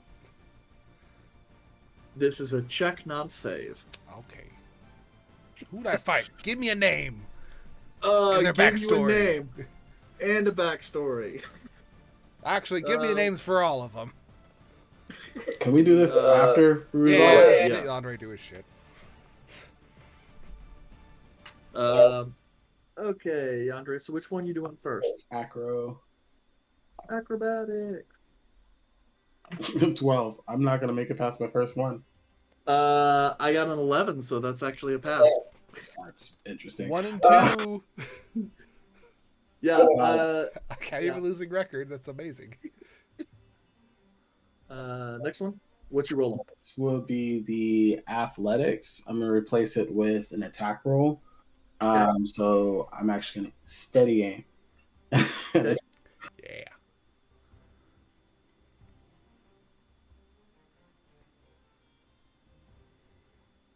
17. Beats my 16. So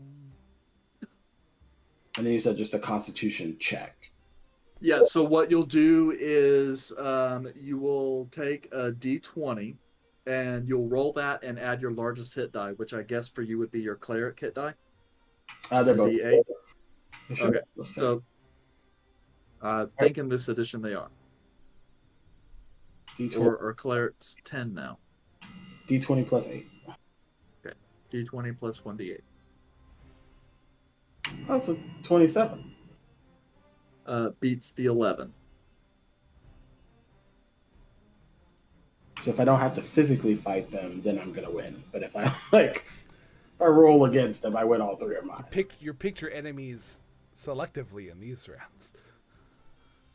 Yeah. And I guess since you won all 3 bouts, are you gonna try and fight up to 3 more? We're just gonna keep going until you're out? Are they the same rolls? Yeah, we'll do the same thing, but you have to do them in the groups of 3. Okay, let's do it. Acrobat. No. I rolled an 8. No. There we go. Yeah, that was a 20. Well, would have been the DC in that case. So, yeah, you're feeling really good. You get 3 bouts. You lose on the 4th. But, hey, that means... I'm 3 and 3. Yeah. Which is weird. Normally you don't get 3 losses. But in lieu of that, again, I would give my sashes over to Izal. Because, again, I don't really care about the final part of the tournament. Elmec also Okay. is going, correct? Oh, yeah, Kelmac needs to roll for his stuff. Caleb, roll for Calmac. Pull up his character sheet and roll for him. Yeah, Hey, Brett. right quick, though. Izal, so yours is Griffin. Mine is Right. Griffin. I got a Lich. Yeah, so and 9, You know, and whenever then you're- you won 2 more bouts. I won 2 more and then I lost the 3rd. Yeah, so we're just gonna randomly roll this. This would have been a Hydra and a Phoenix. Are any of those what Kelmac or Yandere have? That's why I'm figuring that out. And then Yandere, what was yours? Mine should be, I believe it's the unicorn. That's what I was thinking. Let me just scroll up. And- because I have it pretty close. And then you won 3. Kelmac is a beholder. Okay, let me go ahead and write that down. Sorry, I have a Pegasus. Pegasus, yeah. Pegasus, which is 7. And then you also won a beholder and a dragon.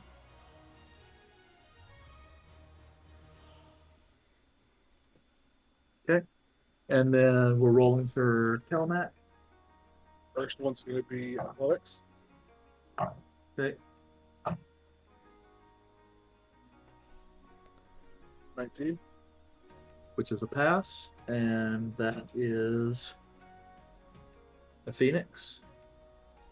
Second one is going to be an attack. Acrobatics change to attack.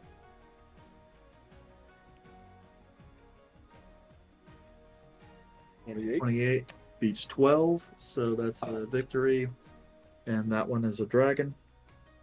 And then a Constitution saving throw, correct? Check. Wait, No, it's D20 plus D10. yeah. Okay, Plus their I'm just Constitution. going to have to roll that. So,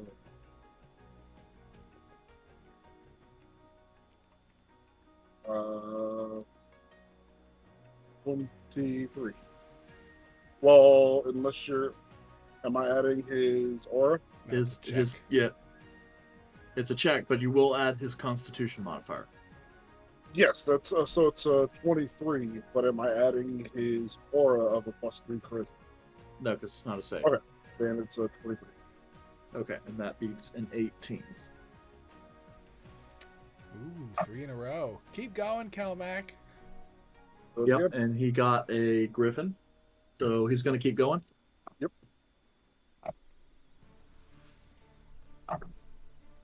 And this is athletics.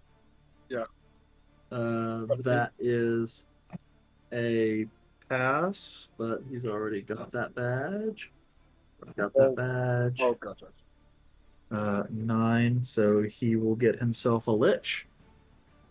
And then what's next? Attack.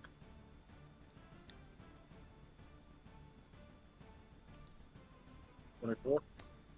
Is victory, so he's going to add a dire wolf.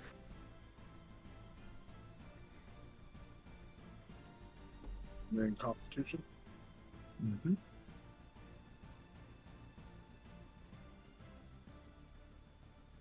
My page crashed.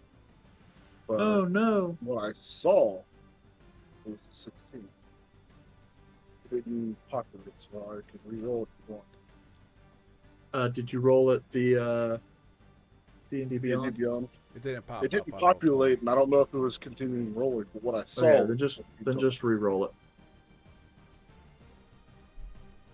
Of course. That's okay. 16 would have failed too.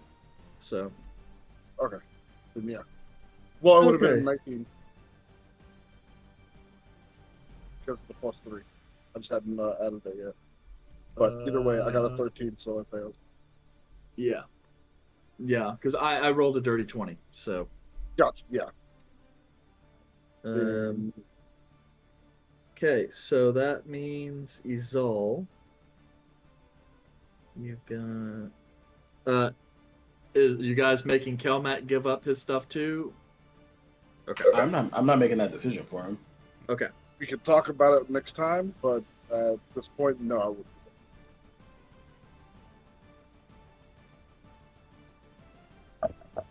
That brings your final total of unique sashes, Izal, to 7. I only will turn in the 3 that I won. You keep the other for posterity. Well, I would give them back. I would go to, like, turn them in, and then I would just return them back to Andre afterwards. Like, Yeah. and I really appreciate it, but that's not the point of the tournament. And I Yeah. enjoyed the fight. If we had been here the full time, you probably would have collected those sashes regardless. And next tournament, I will try my best. I don't have to win everything. You don't. But that doesn't mean you can't have fun and participate amidst some of the best people that can fight in the city. Right. But I think we've made our presence pretty well known. And if that certain someone's going to come barging out anytime soon, then maybe we've drawn enough attention. Sure.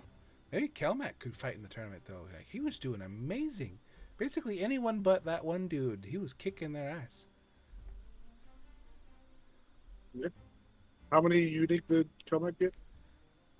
8. Okay, so you should be able to do it.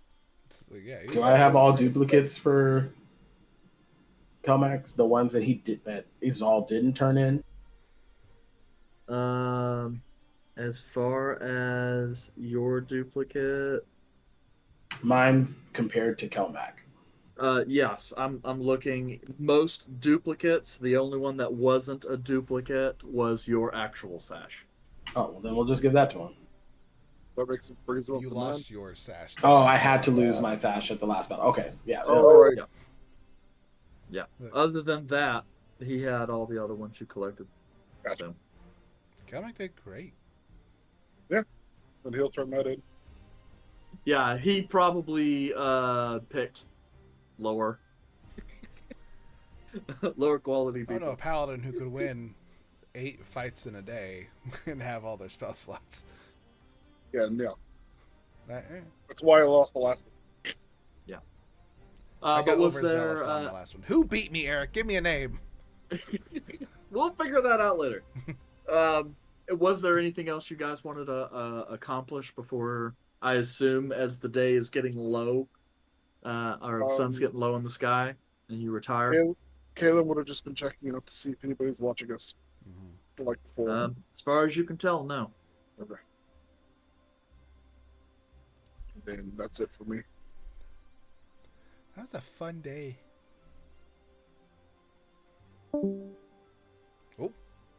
He said that was it for him and left. It's like he was right. He's fucking left. He was having issues with stuff, so I think things are probably crashing on his end. That was so fucking funny. Yeah. Oh no. Well. And now there we go. My camera decided to focus now. But yes, unless there was anything else, I figure we just go ahead and call it here tonight. I mean, yeah. Sure. Let's try it.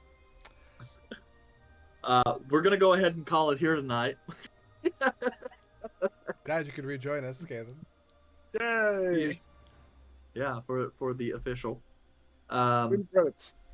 Yep. And then as you guys kind of turn in your badges and stuff, they inform you that they'll let you know where you placed and whether or not you'll be invited to come back for any of the other tournaments Just ignore on it. the last day. Hey, maybe I'll make it with 3. Who knows? People could be out for injury. Okay. Well, that's all we have. So feel free to come back next week, Tuesday, 7 p.m. Central, here at Black Tower Stories, as we continue on, and see if the guys get into any more trouble. But this Thursday, no Adjacent with Jace, which means you guys can come watch me make a fool of myself while playing Black Tower, or not Black Tower. Oh my god, Baldur's Gate. Oh my lord. Making a fool of myself already. We here, Black Tower Stories, some of us anyway, are going to go and try and play Baldur's Gate 3. It's hilarious. You can talk shit about me. Everyone else does that. Yeah, it's great. You can see me hopping around in the background in all the cutscenes. And talking over critical commentary, it's cool. So join us this Thursday at about 8 o'clock for our Baldur's Gate 3 and Black Tower Gaming as Eric the DM, Ari, myself, and Tater the moderator come in to play the game and to see how far we can get before Eric's PC just crashes again on him. And Yes, then but the following Tuesday, we're back again for session chapter 122. That's 22, but 100 in front of it, so it's even more important. Which means it's got 10 times the awesomeness. That's right. So everyone have a good night. We'll see you Thursday, hopefully, and after that, we'll see you next Tuesday. Good night, everyone. Bye. Farewell. Auf Wiedersehen. Goodbye.